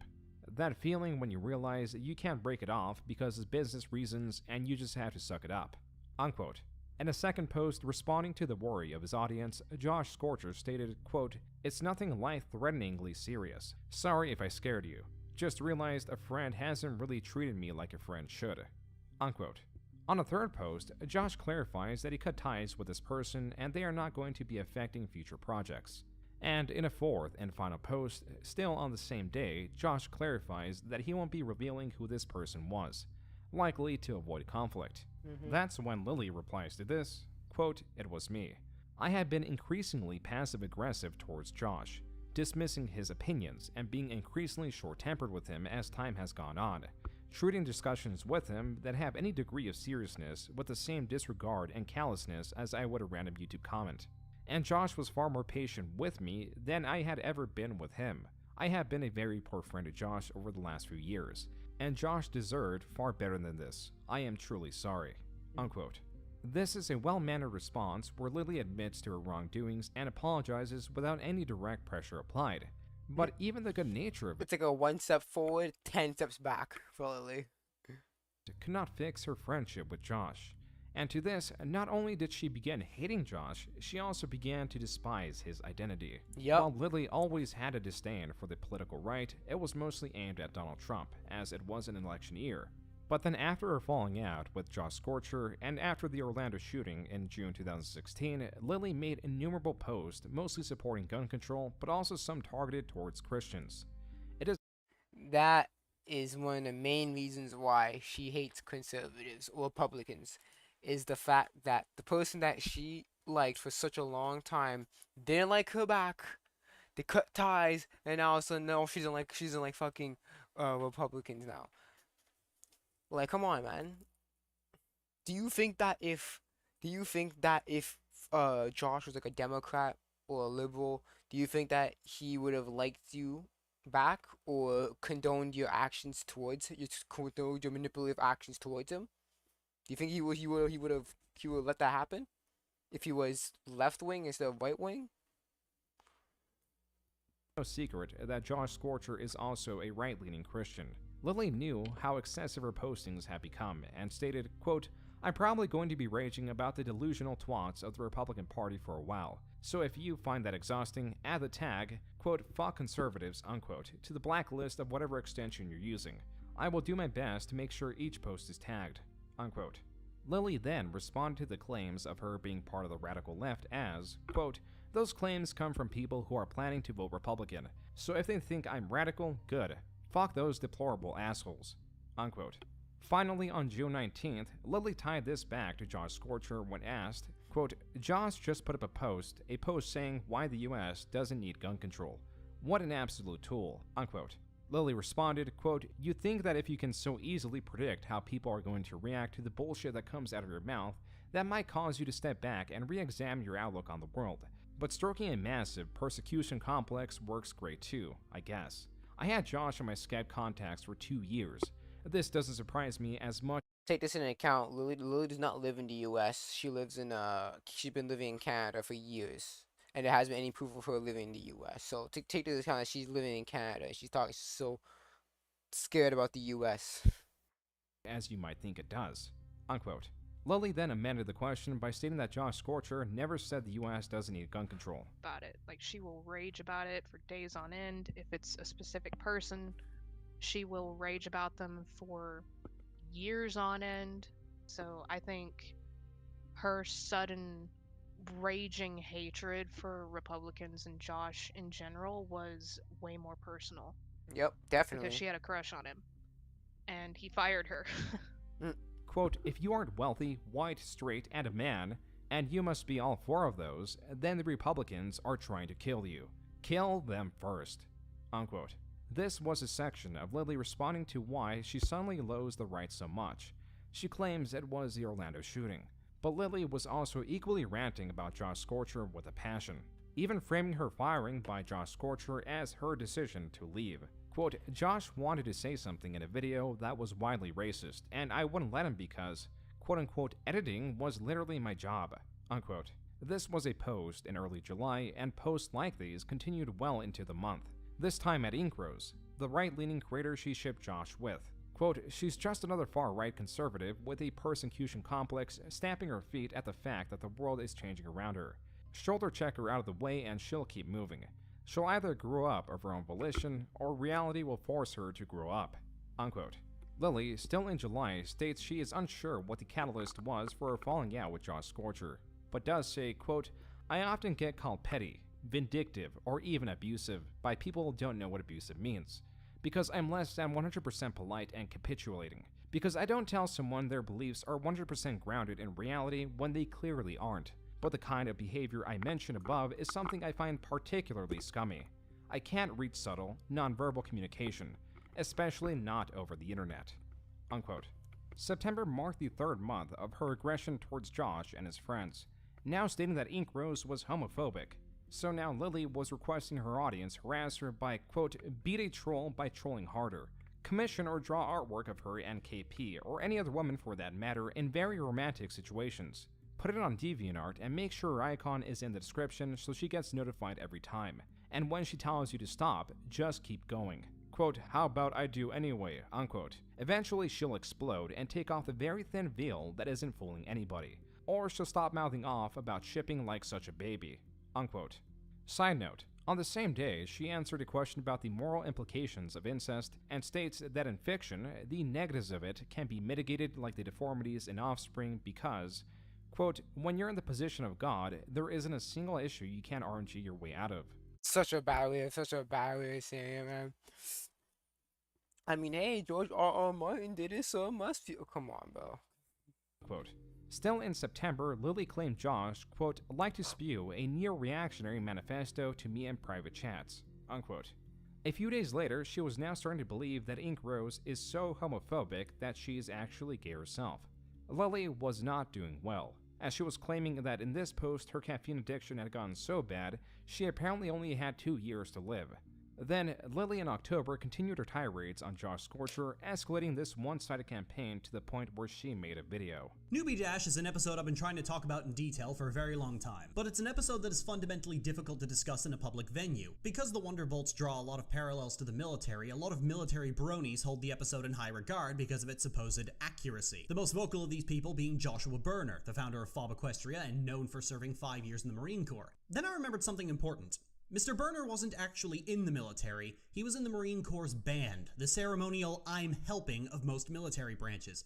Lily, as she had done in the past, masked the intent of the video. While initially presented as a breakdown of a My Little Pony episode, this video is largely an attack on Josh Scorcher. Yep. Josh himself used to rant to my face about how college students need to have their opinions challenged. However, when his ignorant worldview was challenged, repeatedly, he decried it as emotional abuse. He once complained about the fact that I wouldn't let him compare Spike living with Twilight to self-hating black slaves in the South, despite the fact that this was literally my job that he was paying me to do. This video then gets into the subjects of bullying and to its most infamous line. Attitude can fuck off and die in a ditch along with the malignant human cancer that defend it. If you're a child watching this right now and you're being bullied in school, here's what you do. You demand that your bully cease their behavior, and if they refuse, grab the heaviest object you can reliably swing and beat their fucking teeth in. Besides implying that Josh Scorcher is a malignant cancer, her encouragement of violence was not entirely well received. 8chan were, right after Lily's video on Josh Scorcher released, concerned for his well-being, where Josh Scorcher replied, quote, I see that some of you here are legitimately concerned for my well-being, as well as Ink Roses. I thank you for your concern. While I can't and won't speak for Ink Rose, I want to say that I'm okay. I can fight my own battles, and I've survived a lot of physical, mental, and emotional heartache in my life. Unquote. Josh also stated that he intends to continue turning the other cheek, but this was likely posted before Josh Scorcher saw the video, because on his Tumblr on October 11th, he announced he would no longer be silent. 12 days later, on October 23rd, Josh uploaded his response to Lily. Here, Josh Scorcher breaks down the falling out he had with her. I went over to Lily's Tumblr a week later to scope things out, and sure enough, I saw Lily calling for the deaths of all Republicans. Lily Pete has said at present that I never called out any alleged abusive behavior and never presented the chance to improve. That's a lie. I have called out her behavior several times. Lily just made excuses every time and shifted the goalposts to make it look like I was the bad guy for even trying to call out this behavior. Josh Scorcher is expressing a common experience with Lily in that there is initial hope to fix her destructive behavior, yet is typically met with dismissal. And with this video, he did more than just clear his name. He expressed his experience with Lily. This had a unifying aspect in that it allowed other victims of Lily to realize how abusive Lily had been to them. Because at the time, I thought I was the only person that she had treated that kind of way. And I saw Josh Scorcher's video talking about his experiences with her. I realized that not only was I not the only one she had treated that way, but she was using her platform to lure in people to do that to. Yep. Josh, it's kind of like the Drake. No, Drake fucking raps in his song, and then like he makes jabs at people in his song. Yeah, it's basically what Lily's doing. She's pulling a Drake right now. She's making whole videos in a whole facade that, hey, this is a normal video, but underneath it, I'm actually making a jab at somebody, making fun of it. Scorcher is expressing a similar sentiment in the discovery that he was not the only one treated this way. And I'm not the only one. Other people have called out Lily's behavior before, and each response from Lily was that of indifference or claiming that they are strawmanning her. The rest of the video breaks down 8chan's concern of him, Lily overstepping her boundaries as an editor, his political differences with Lily, him defending his role in the Marines, and both Lily's claim that Ink Rose was a lesbian alongside her harassment campaign of pushing her viewers to create unwelcome lewd art of her. Overall, Josh Scorcher's video was well received, and Makes Lily sense. did have a small decrease in subscribers due to it. On her Tumblr, she turned down the heat, stating now she doesn't want all Republicans to die, just 2, and for the rest to grow up. But then she was now stating she never called for the death of Republicans, and to that extent Josh Scorcher with him being Republican, and that her attitude was always just fuck them, going as far to say, quote, "It's a complete and total lie. The only way it's possible to take my exact wording on a certain post as quote-unquote kill all Republicans is you literally cannot read." Okay, but then you're saying that, oh, I don't understand subtle hints in text and shit. But yet, when people are taking your words literally now, you're getting mad at them. Like, oh my god, hypocrisy. He is lying to look like more sympathetic to an audience that he knows will not bother to look for any more information on the subject. Unquote. In fairness to Lily, she did not state in exact wording, kill all Republicans. She instead did state, quote, "Republicans are trying to kill you, kill them first." Unquote. With public perception of Lily being mostly negative, more videos were coming out against her, like Blake describing how his blog gushing over Lily impressed her. This blog impressed Jerry enough to consider adding me to his team called Valkyr Studios. However, it wasn't until his director and girlfriend, Tara Jennifer Cayley, who I would later find out was one of Jerry's many, many, many sock puppets, cornered me in private chats and forced me to admit that I was sexually attracted to Jerry, that I was allowed into the group. Granted, that would only last for a few months, but when you find out why I only lasted a few months, you will understand why. Blake goes over his time in Valkyr Studios, experience with Lily lambasting the members publicly, and specific to him, being the studio whipping boy. Now, it would be one thing if Pete was just verbally and emotionally abusive, but unfortunately he had to take the next fucking step and be sexually abusive. You see, sometime in October of 2013, Pete approached me on Skype, talking about money troubles and conveniently mentioning how Tara was cam whoring to make ends meet. When I suggested that he do the same, because in my defense I mentioned that there are so many of his fans who are attracted to him, he, just like before, turned it around on me and made it all about how I wanted to see that and refused to take no for an answer, continuing to bother me until I finally caved. This means that he coerced me, which is not consent, by the way, and I don't care where you are, coercion is never consent, into watching him strip on camera. Blake goes on to say Lily was interrupted by family and didn't get past taking off her shirt. Blake also claims Lily flirted with a minor, but it's a bit more complex than that, and also brings up Stockholm. This work was so disgusting that Nintendo Gal, whom we mentioned before as being Pete's co-writer, voiced her own distaste for the direction the fic was taking and got fired for it. Yep. Blake goes into other grievances and then into this. The second question that is most likely on everyone's minds is, Blake, why have you been referring to Jerry as Jerry and she and whoops, got a little ahead of myself. He in this video when he came out as transgender months ago and changed her name to Lily. Are you by chance transphobic? Ooh. The answer is no, I am not. That Pete is using transgenderism to avoid criticism for their actions and to essentially get away with advocating murder. Okay, well, about that, I'm not gonna condone him misgendering Lily, but from his viewpoint, I understand why he's doing it.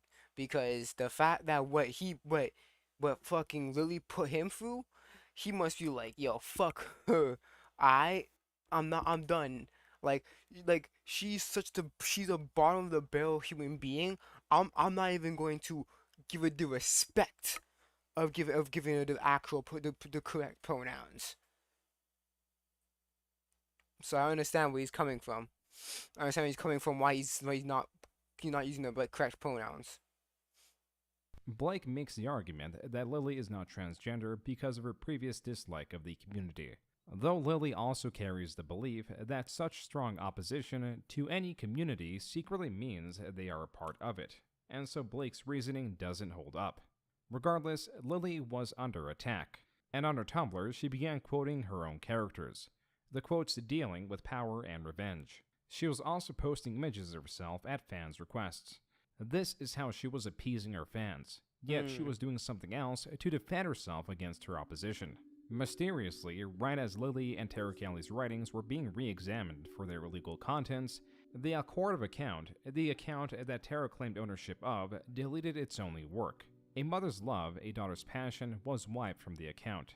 A strange happening, considering that by Lily's testimony, she was in jail. Lily had to step lightly. Starting 2017, she was expressing how 8chan and QB Farms were doxing and harassing her. Yep. Adding to this list of opponents was Anime Christie, an artist that found that her art made it into Lily's video, Glass of Water Bombing Run. Seeing this, Anime Christie enlisted a friend to approach Lily, asking Lily to credit Anime Christie for the image, which Lily responded, quote, "I only credit artwork if it has a considerable presence within the video," unquote. The friends seemed to understand that the art did not have much significance in the video and settled on, quote, "Okay, but in the future, could you not use her artwork then?" unquote. To which Lily responded, quote, I'll think about it. That's a dick move. At some point after, Anime Christie allegedly contacted Lily directly. But Lily remembered a time Anime Christie allegedly slighted her, which is when Lily sent her this screenshot of her Tumblr implying that a credit would be pointless. This story then became public, and there was a small outcry on Twitter with users tweeting #RespectTheArtist directed towards Lily. Lily responded in two ways. First, she muted tweets that included the hashtag. Second, she told Anime Christie that if it's that important, then she should file a DMCA. This is a copyright process that takes the video down. And so, Anime Christie filed the DMCA and took Lily's video down. Yup, you wanted to smoke. You want, hey, W Anime Christie, bro. You wanted to smoke. Hey, you want your art taken down then? Okay, bet. DMCA me then, and she did it. Yeah, W Anime Christie. Fuck out of here, bro. Lily then filed to get the video back up, a process that could only be stopped by a lawsuit, which would be highly unlikely. On her Tumblr, she was planning to address the drama head-on under a video titled An Artist Meltdown Story. In the post, she states, quote, "Remember when Josh tried unsuccessfully to sabotage my career? I was inundated by a massive amount of people detailing just how much I'd enriched their lives and changed their views and helped them grow as people. I still get that kind of mail. I am not hurt in any significant way by this garbage. It's why I made Garbreak. It's why I'm in the process of making this," unquote. That's not really true, because if you were barely hurt, you wouldn't make a video about it. Though Lily regards Garbreak as a success, current day the video received so much hate that she took it down. Yeah. And like Garbreak, the video against Anime Christie was also taken down for the same reason. In it, she recaps the situation up to this point and makes her intentions clear. One could argue that I could have just given her the credit if it was that important to her and let her have such a petty victory, but to me, it's the principle that matters. This is not the way you behave when you want something from me. You do not run in, make demands, and then try, in a hilariously unsuccessful manner, to sabotage my career when you don't get your way. And that's a hard lesson that every diva artist is going to have to learn. It doesn't matter how slighted you think you are. It doesn't matter how betrayed you think you are. When you want something from me, the only thing that matters is your behavior if you want to get me to do something for you. I do not cave to threats. I do not cave to grabbing all your mates and dogpiling me. Josh tried that crap twice, and that's someone with a massive and rabid fanbase who will go so far as to dox me and threaten to kill me and my family. And it still didn't get me to stop calling him out on his bullshit. Besides showing the handful of Tumblr posts of support that she screenshotted and collected, she is still attacking Josh Scorcher. She's also claiming that his audience directly was threatening her and her family. But here, Lily only shows screenshots of the video as would appear in the YouTube search. As she had done ad nauseum, she did not provide evidence of such egregious accusations. She did not provide evidence of Josh Scorcher encouraging his audience to attack her, nor any link to hate comments back to Josh Scorcher. And Lily did not just not provide evidence, she also disregarded Josh stating this in his video. So I am begging, pleading, everyone who watches this video, do not go and leave death threats or harassment on Lily's video. Please. That's not acceptable under any circumstances. But what about the second video from 2013 that Lily also showed? This seems to be a bit more of a legitimate connection, where Josh even attributes the video to his audience leaving death threats, but in his follow-up is furious at his audience for it. And if you also check the front page of his Tumblr, death threats.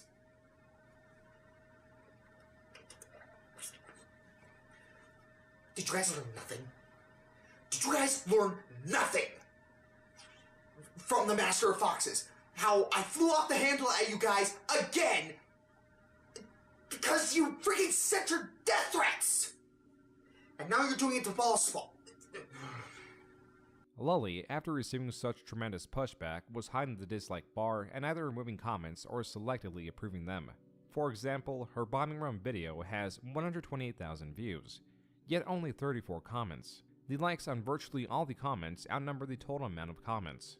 All of these comments are suspiciously all positive. Yup, cause that's what you do. You filter out the comments, you see what you're approving, and bada bing, bada boom. Except for this one where a user asked, quote, "What, Lily, do I need a YouTube Red account to see the like ratio?" Unquote. Which Lily responded, quote, "No, the like/dislike ratio needs to actually mean anything for me to consider showing it." Unquote. Lily had made a grave error. While the initial Anime Christie drawbomb was minor, it had ballooned in the worst way possible. In her video, she uses an artistic depiction of herself to express her points.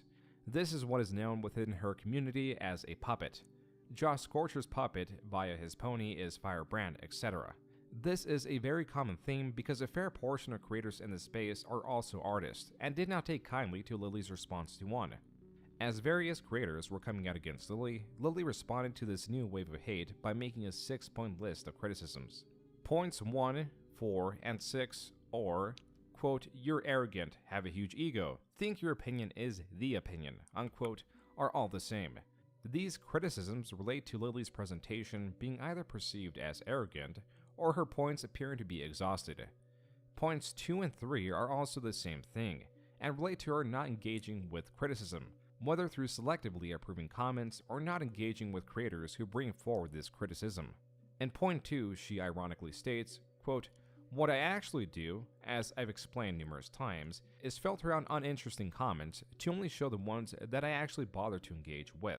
AKA the ones that you like. That's the ones you actually engage with, the ones that you actually like. Unquote. Lily fails to expand on her criteria of why she would engage with these comments. Then in point 3, she explains why she doesn't do debates or interviews. Quote, "They always have very little to offer than a dissenting opinion. A dissenting opinion isn't much. They're common." Unquote. Point 5 is, quote, "You're just as bad as insert thing I complain about." Unquote. Which is not a constructive criticism, but does inflate Lily's list. This post is 1,265 words, yet none of it addresses the real criticisms, like her misreporting of Josh Scorcher, her weaponizing her audience to make unwelcome art of Inkros, her failure to address the contradictions between her admitting she was abusive towards Josh Scorcher in her apology and her dismissal of it, her stripping in front of Blake, her connections to Tara Callie, and to that extent, her connections to the work A Mother's Love, A Daughter's Passion, the entirety of Stockholm, and putting Nintendo Gal 55 under duress to write the work, her inclusion of Falcon in her game Doomsday Ascending, or her poor handling of the Anime Christie situation. These were only some of the publicly known criticisms of Lily Orchard, but Lily did not have to address these because they were already becoming widely known, and addressing them directly would only further tarnish her reputation. Regardless of her points, viewers were perceptive and were already suspicious of her content, especially the ones introduced to her work seeing the limited comments and the disabled dislike bar. Perhaps it was this continued negative attention that was making Lily more erratic. When asked, quote, "Lying all tied up and helpless in a cage full of horny dogs," unquote, Lily responded with, quote, "Well, on one hand, they're dogs, which is a downside. On the other hand, that's extremely degrading and humiliating, which is an upside. I'll let the asks make the case for either," unquote. On Twitter, she was seen correcting her mom for misgendering her, but doesn't yet correct the claim of her being high-end autistic. This is where Lizzie Orchard comes in. Lizzie was a woman that Lily was dating at the time, and though not married, Lily would later take the last name Orchard, changing her name from Lily Pete to Lily Orchard. Here, Lizzie is seen arguing with Lily's mom on behalf of Lily. Lily's mother stating that Lily just holds grudges and refuses to see the other person's opinion, and so on. Lily then jumps in to defend Lizzie. Quote, "You talk to my wife like that one more time and I'll break your fucking nose, bitch." Unquote. Lily then again berates her mother for misgendering her, then tells her to grow up. After yet another response from her mother requesting Lily manage Lizzie better, Lily threatens her mother with violence again. This confrontation ends with Lily's mother stating to not poke the bear. More then, Lily continues. Even the mother, like, yo, come with the smoke. I don't care if I birthed you. I will, come at me, bro. I brought you into this world, and I can take you out. To prod. Lily later states in a response to a Twitter user who witnessed the confrontation, quote, "And none of her children have autism to begin with," unquote, claiming further down that all the diagnoses directed at her and her brother were overturned recently.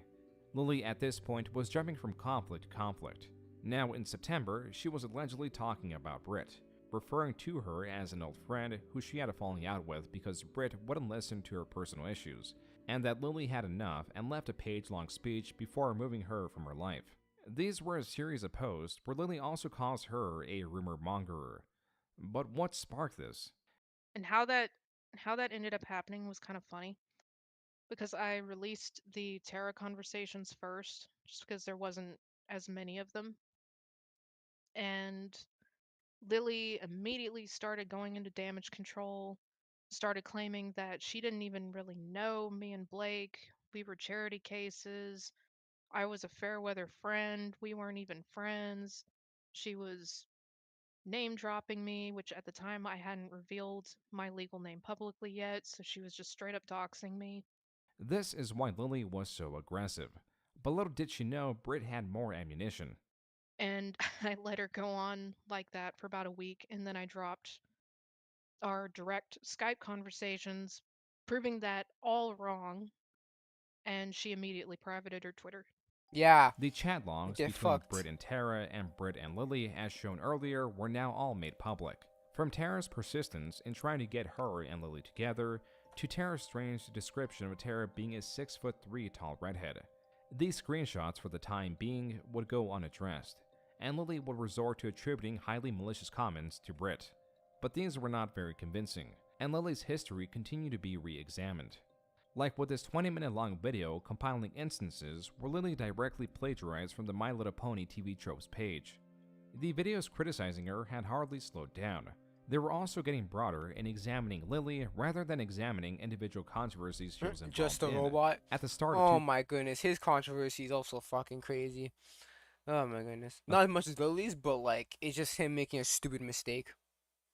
2018, Lily found herself in a new controversy. One that did not originate from her, and one that she could use to improve her image.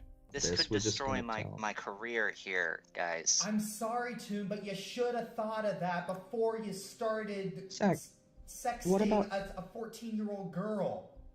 In 2018, the creator Toon critic Y2K, also known as Zach, was exposed for having inappropriate relations with a minor.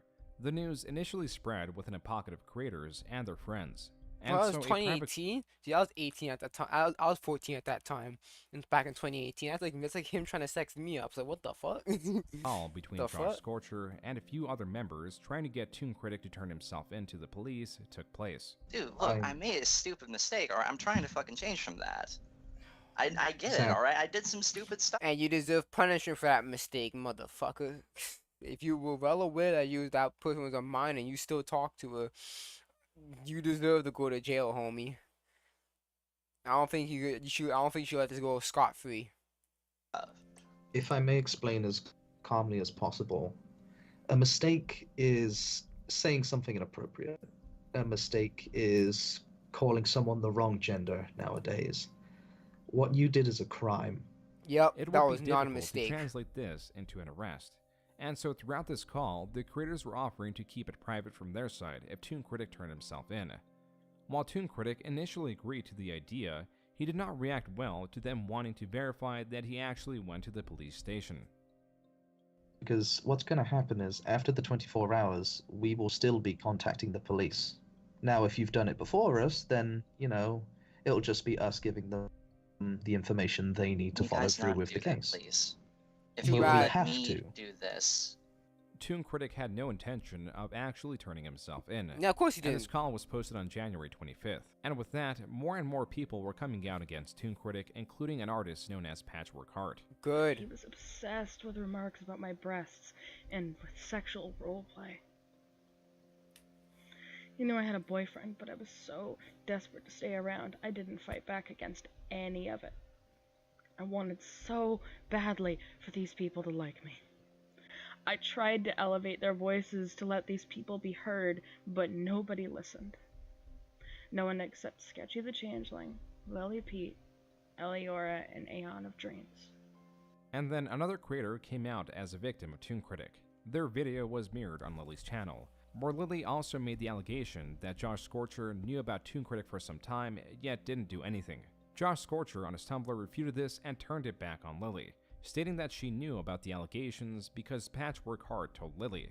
Patchwork then informed Josh Scorcher that Lily kept quiet as per their request. Josh Scorcher states that he finds it strange, and despite the request, Lily still knew about the allegations. Patchwork then responds by taking the blame and that they should have allowed Lily to go entirely public as soon as she was informed. Josh Scorcher then states that Lily is still at fault and still did not inform the public, yet is accusing him of doing the same thing. The following responses go into the minutiae of how it should have been handled. And then, in the following month, in February, Josh released a video breaking down the Toon Critic situation. This largely involves a video by Dr. Wolf that was poorly received. While accepting Toon Critic's crimes were egregious, he was petitioning his audience to forgive him in the Christian sense of letting go of anger and frustration. While good-intentioned, the rawness of the situation combined with the crimes and the countless victims coming out meant that this video was not well received. And with Josh Scorcher sharing this video, in his own video he was apologizing for it now, understanding that it was a major miscommunication. He also apologizes to Patchwork for his responses on Tumblr and then to Lily. I also want to take this time to apologize to Lily Pete. In my anger, I accused and judged you of things without any evidence. The very thing I didn't want people to do to us. Lily, as claimed through the comments on Josh Scorcher's video, did not accept the apology. Nope. Many comments state that he should not have apologized to Lily at all. As for Lily, she was taking Josh Scorcher's submittance and running with it. She was taking the Toon Critic situation and a friendship with Patchwork and also running with that. Lily, as this was all coming out, made her own statement on Tumblr stating that the Brony fandom has a pedophilia problem. Here she cites two offending websites that are packed to the brim with content for these people.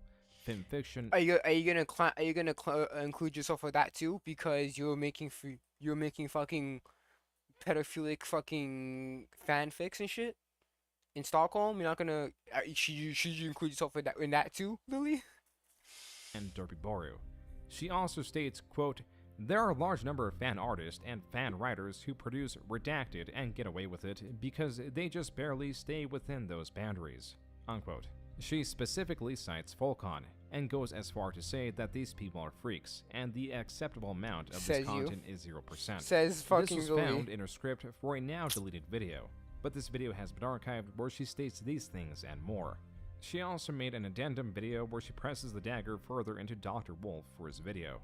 The glaring issue is not so much Lily's statements that there is content on fanfiction meant to gratify predators. It is that Lily has written this content. Yes, that's the problem. You're calling people the Bonnie fandom has a pedophilic problem. Do you include yourself too? Due to the fact that you made content, that fact that you made content, you made a fan fiction that had this subject matter in it. Come on, man. Lily has made games with images explicitly sharing this content. Yup. Among those dedicated to this content, Lily sits at the top by co-authoring an over 700,000 word piece gratifying such content. Yup. But Lily still had her plan. She does it to cover her ass. Like, straight up, that's the only reason she does it. That started way back with the Toon Critic situation, which I'm not sure if you're familiar with that whole mess. No, Toon Critic was someone who got outed as being a predator in the Brony community, which, set up all this shit with Josh Scorcher and all this other stuff. Well, that happened around the time I had started leaking my chat logs with Lily. and proving that Lily herself was a pedophile and into kids and animals and all this other crap.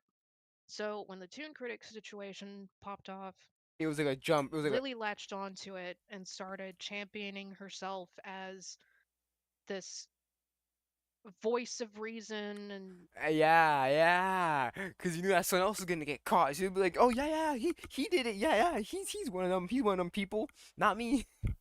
Guilty. Yeah, you fucking. righteous anger toward the pedophile problem in the brony community and It's legit the pot calling the kettle black. Like, come on, man. Come on, man. advertising herself as a safe haven for victims and all this other stuff. And while she was doing that, anytime she was asked about the accusations against her, she would use that and be like, how could this be true when I'm so openly against this other predator over here? With not many people being acquainted with Lily's history and with Lily's short-sighted plans providing even minimal success, she was again calling for the deaths of all GOP members, and she still knew that she had Josh Scorcher on the back foot.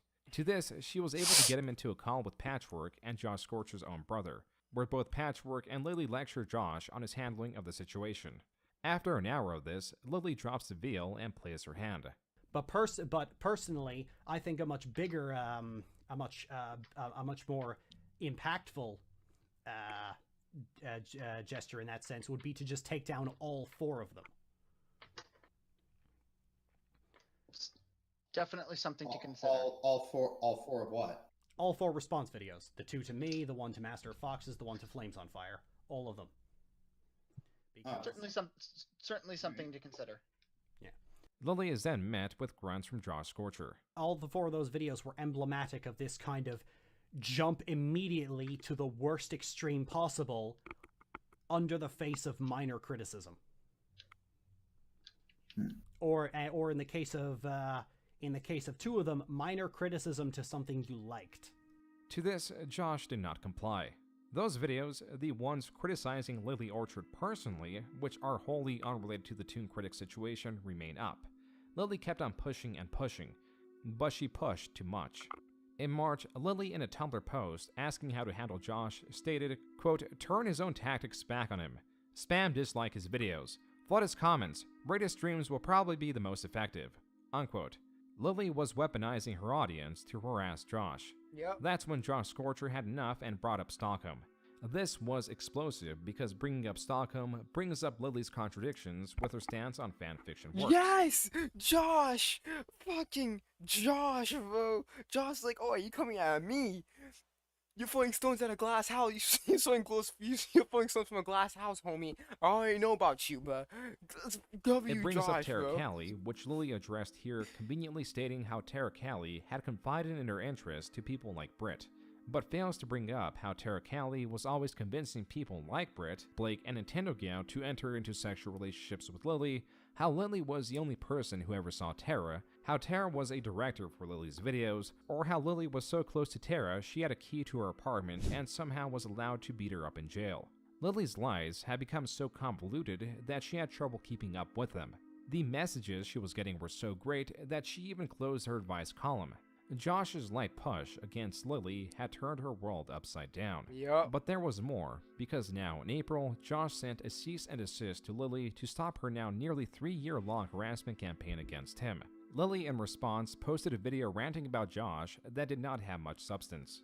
And back on Tumblr, she addresses a Twitter post of Josh screenshotting a chapter from what is presumably Stockholm. Lily is stating that Josh is sharing a CP, and accused her of creating it without tangible proof. But there was plenty. Josh even reposted not only a post shipping him and Inkros, but also Lily admitting, quote, also I wrote a book where a 15-year-old ran off with a 38-year-old and you all thought it was lovely, unquote. This is the Stockholm entry Razzle Dazzle. Lily has admitted in the past that this was her favorite entry as well. Besides lines in Razzle Dazzle like, quote, first off, have you done this before? Taking advantage of vulnerable teenage girls on the rebound and seducing them with what they want, unquote. And the word mommy being used 545 times, mostly in a sexual connotation, Lily not only describes this as her favorite entry, but also in a deleted but re-uploaded video, she shows Adagio as a human, and makes a very specific reference to the story.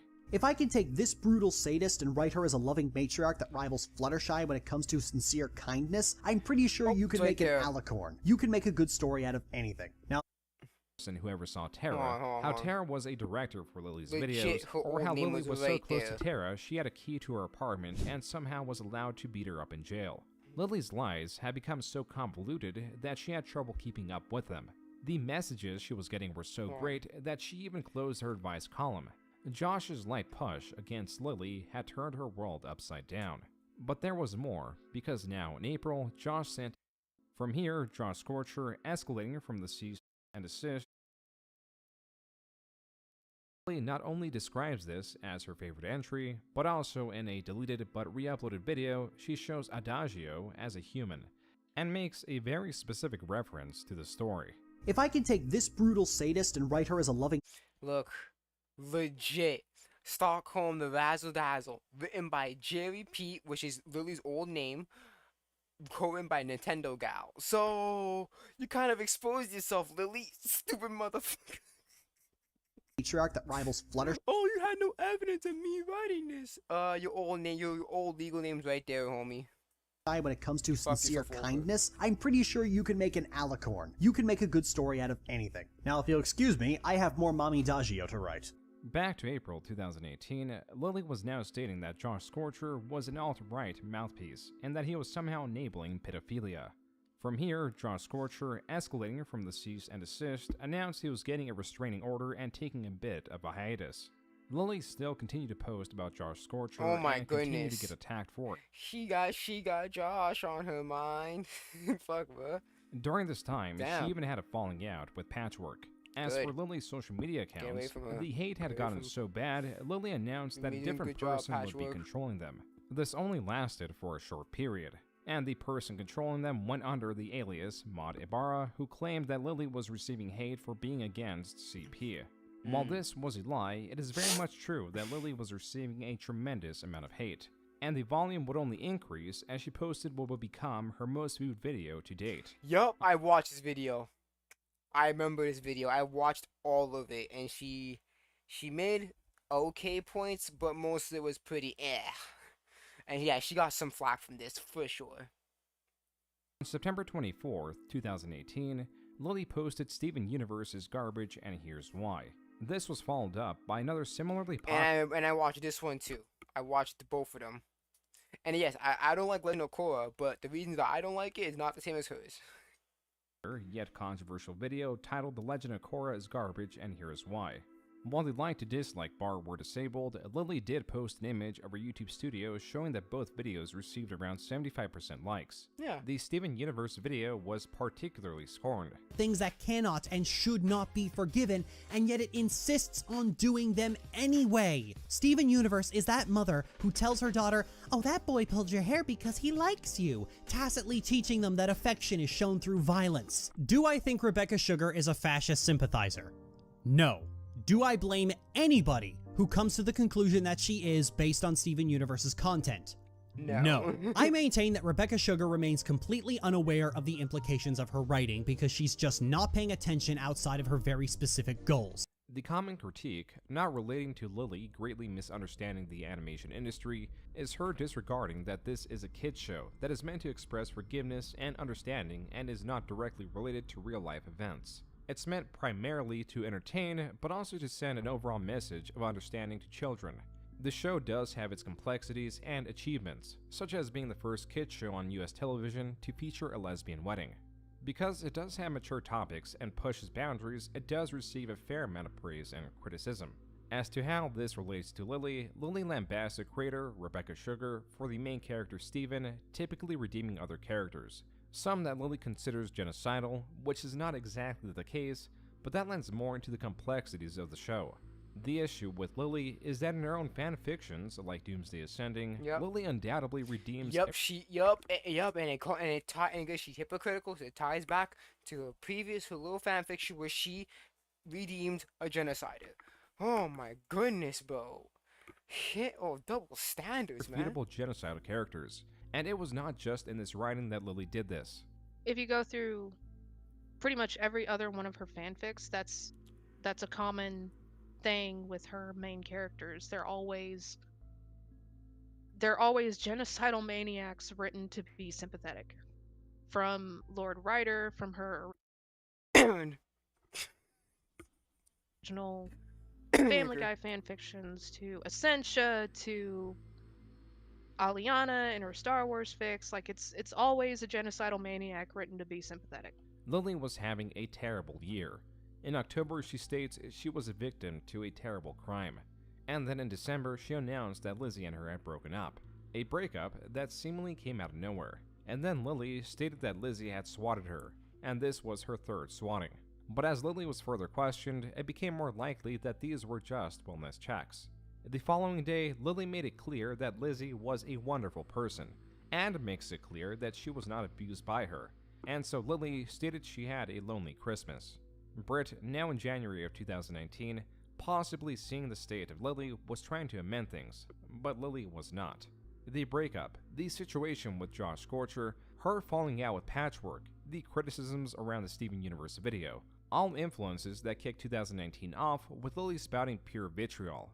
The way this was different was that she was not exactly campaigning against any individual person, but rather sporadically attacking virtually everyone, from her parents, her sister, a creator that lightly criticized her. Things were even going further south with Lizzie. As Lily was stating, they were no longer on speaking terms. This year for Lily was pure chaos. Not only was she sporadically attacking anyone at will, but also her sexual deviancy had also taken a new form. What started as posting images and poses as per fans' requests turned into images of her posting her bare breasts.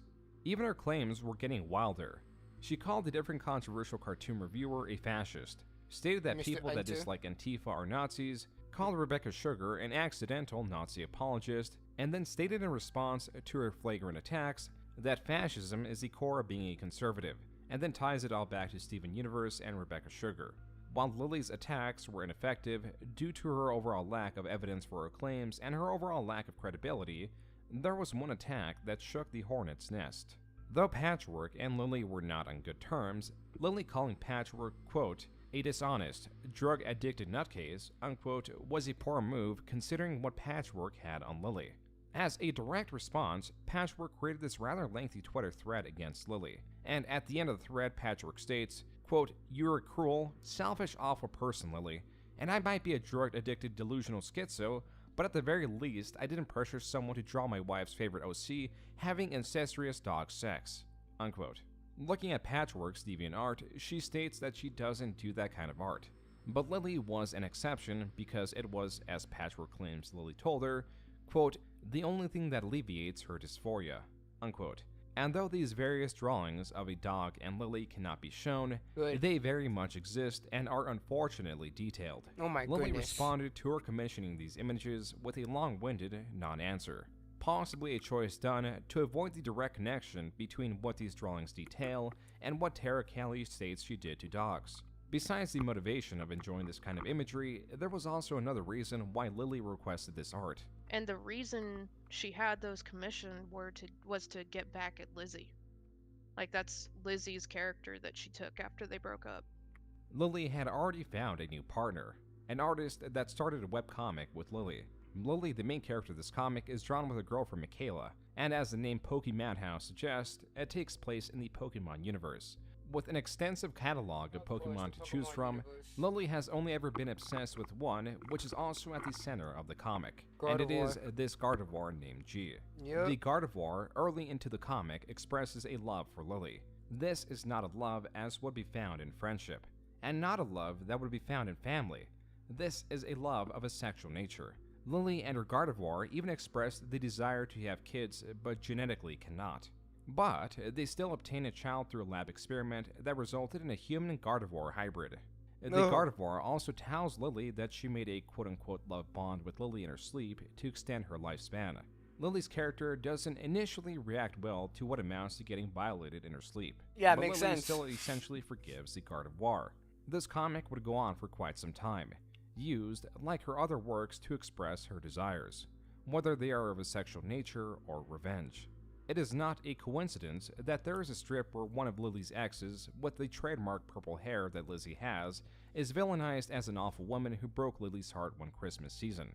This is because Lily went from referencing Lily as a wonderful person to a terrible abuser. In response to someone asking Lily how she could move on so fast from Lizzie, Lily stated, quote, "Bitch, have you met her?" unquote. What escalated Lily's hatred of Lizzie was Lizzie in September showing concern on her Tumblr of Lily because there was a hurricane headed in her direction. Quote, "I know she's probably fine and that it isn't any of my business to be worried, it just popped into my head," unquote. Lily responded to this information with, quote, "Lizzie came a lot closer to killing me than a hurricane ever could have multiple times. Don't know why she pretends to give a shit, TBH," unquote. To be honest. Lily has found her new target to harass. After Lizzie deleted her Tumblr, likely through the harassment of Lily, someone immediately scooped up her URL and changed the header to the word orgasm. Here, they made a post that stated, quote, "Hi, can I get a fucking abuser?" Anyways, 1, the Woody Collective is alive, and well, 2, my main is at the new Fox Borough, and 3, if you want your URL back, message me on there, unquote. Lily, after being informed that her fans ran Lizzie off of Tumblr, stated, quote, "Correction. Lizzie ran herself off Tumblr after chatting shit and being unable to handle the backlash. Everything was fine for her until she decided to call me talking about her quote-unquote public villainization, and no doubt was met with a hailstorm of criticism. If you can't handle being dragged for saying stupid shit, don't say stupid shit," unquote. This tension did die down for a few months, and Lizzie did mention at the end of the year that this year many people decided to hate her. As for Lily, at the start of 2020, she announced her engagement with Michaela, and would, from time to time, respond to questions about Lizzie. But her ire, for a period, was instead set on heterosexual people, calling them filthy, and in this post referring to straight people as dirty goblins. Yeah. And then 2 months later, Lily once again honed in on Lizzie. Quote, "Being with Lizzie caused me to develop anxiety and insecurity issues I previously didn't have, and those don't go away that easily," unquote. Lily would persistently jab Lizzie, even a year after the breakup. It's practically the first thing she did when she got back on Twitter. That and make a string of her 100 most infamous tips. On November 14th, 2020, Lily started a thread of tweets titled Simple Writing Tips, a thread. Yeah, it wasn't received well. Not really. Makes sense. As you can see by the ratio here. 1,000 quote tweets. This poorly received writing tips thread was not a thread of general writing advice, as Lily was trying to frame it as. It was a thread of her very specific criticisms of the very limited children's media she consumes, attempted to be blanketed over the entire craft of writing. Not the real purpose of this list to be like, these are the It's so funny because I literally react to this video. And it's literally in this rule right here is actually a nod to Steven Universe, because spoiler alert, 3, 2, 1. In one of the episodes, Steven and Connie fused, and Steven and Connie were both minors at the time. So when they fused, they grew, they transformed into like a grown woman. So basically this is the rule. This is basically what she's freaking talking about here. It's kind of basically talking about Stevani. Liked in the past 5 years. This is exactly what I talk about in reviews these days. Movies owned by Disney and the odd video game. This is this person's only frame of reference. I'm tempted to call projection at a certain point. Yeah, no, genuinely, I think this is someone who is just kind of a slut shamer in real life, or at the very least a sex shamer. Those clips were from a video that has garnered over 1 million views of 2 writers going over Lily's 100 writing tips. And as they find out, some of the advice isn't even about writing. Nope. Just block them. Don't argue with them. Don't debate them. Don't treat them with good faith. Just block them and get on with your day. Not writing advice. That's just Twitter advice! Oh my god! How can... Twitter is not a good place to talk about your stories. The individual 100 tweets are both analyzed in this video, and at the very end, categorized where about 1/3 of them are not considered to be writing advice. Lily's tips had received so much ridicule that by December, the entire thread was gone. Yeah, it was possibly gone. Correlated to this new wave of negative attention, Lily turned But even then, someone actually still found it and still fucking did videos on it. So even then, it's like, you deleted it, but it's still there. I mean, once it's on the internet, it's there forever. No matter what you do with it, you just need a Wayback Machine, you can find it again. Asks off. For a while, Lily's Tumblr asks, particularly the ones that come from an anonymous source, are thought to be Lily asking herself questions in order to convey her thoughts on a matter without appearing to be unprovoked, whether the question was about Lizzie or anyone else she despises, and for that reason, the asks would take no time at all to come back. On December 7th, now 2 years since the breakup, Lizzie tweeted out, quote, "I've decided to try speaking openly about my history with my abusive ex. I've tried to maintain a respectful silence for 2 years now, to let us both move on with our lives. But in turn, she's used that to spread disparaging comments and outright lies about me." Unquote. This tweet chain was Lizzie stating that she was going to speak her truth when it feels appropriate. Lily, with her asks back on, responding to a question about why she would remain with Lizzie if she was so abusive, stated that Lizzie was abusive by, quote, "a lot of consistent behavior that can be really difficult to make sense of in the moment. Death by 1,000 cuts. I've always described that relationship as, quote, a slow and systemic destruction of my very self-work, unquote, and that's not an exaggeration, unquote." Lizzie's twitlonger was more descriptive in how Lily had wronged her. She opens with talking about how they had a mostly long-distance relationship and therefore digital relationship. Lily was always testing and then pushing boundaries. A large point of contention was the art. Quote, "I was drawing a lot of suggestive artwork for her, usually of the two of us, sometimes of just me. Digital nudes, hand-drawn sex tapes. And maybe this wouldn't have been a problem if I hadn't absolutely hated every second of it. And she knew that. I tried to tell her I was uncomfortable, and sometimes she appeared to listen, but that's where the guilt and subtle pressure would come in. She knew the ways to ask me that felt weird to refuse, because of the reasons private to her that I won't discuss here. It also felt beneficial to her mental health to do them." Unquote. Lizzie then describes that it came to a head when she was drawing on camera for Lily, but it was too much and she broke down on camera. In a follow-up tweet, with the drawings essentially depictions of herself, Lizzie states if Lily releases them, she will possibly sue as it is illegal in Canada. Lily essentially responded with these 2 posts. In this post, she believes she was gaslit by Lizzie in the relationship as a ploy to eventually tear her down. In the second post, she states that Lizzie will not stand stalwart in her boundaries, not just related to things Lizzie mentioned in her post, as she sometimes did things she hated without convincement in order to try to please Lily. As for Lily, she now believed Lizzie would, quote, "be on alt-right streams to shit-talk me soon enough," unquote. Lily then, in another post, stated that people only believe contradictory claims because it is convenient in their narrative to dislike her. This back and forth continued well into January 2021. A question was put forth as to why Lily kept the last name Orchard, which is Lizzie's last name, a choice done to show her commitment to their prior engagement. Lily responded by stating it was reverse colonialism. What? With Lily still not backing down, Lizzie released her second twit longer, with how Lily has a propensity to treat people well when they're friends, and regard the relationships as terrible and abusive the moment things turn. Though Lily did not have much, if any strong claim against Lizzie, Lizzie did have quite a bit more to say, starting with Lily, quote, had started a quote-unquote game on her blog, where followers would tell her sexual things they would do to her, quote-unquote, in a consequence-free environment. Needless to say, I was shocked and extremely uncomfortable with my fiancé doing this without asking me about it first, unquote. Lizzie, when this took place 2016, brought her feelings to Lily, but Lily disregarded them because it was a kink. Quote, "My ex gave further reasons as to why she liked it, which were similar to why she pressured me into drawing the images for my last story. This quote-unquote game made her feel attractive and desirable in ways her mind didn't typically allow. It made her feel good about herself," unquote. Lizzie then states she allowed Lily to continue the game because she felt guilted. Lizzie also admits that she wasn't always forward with her feelings, even when asked by Lily. Okay. But then Hold on. When we reach 1 hour and 45 minutes, we're gonna end it because this is getting way too long. It's already midnight. It's that she believes Lily knew her true feelings, but just did not care at all. This only allowed things to escalate. Quote, "This went on for 2 months, from New Year's Eve to my birthday. On my 20th birthday, in the middle of calling my parents, I checked Tumblr and found the facade of the game had turned into my ex, full-blown sexting with people. Roleplay sexting," unquote. Lizzie then threatened to break up with Lily, which is when she became remorseful and apologized to her. And Lily stopped those asks and deleted that Tumblr.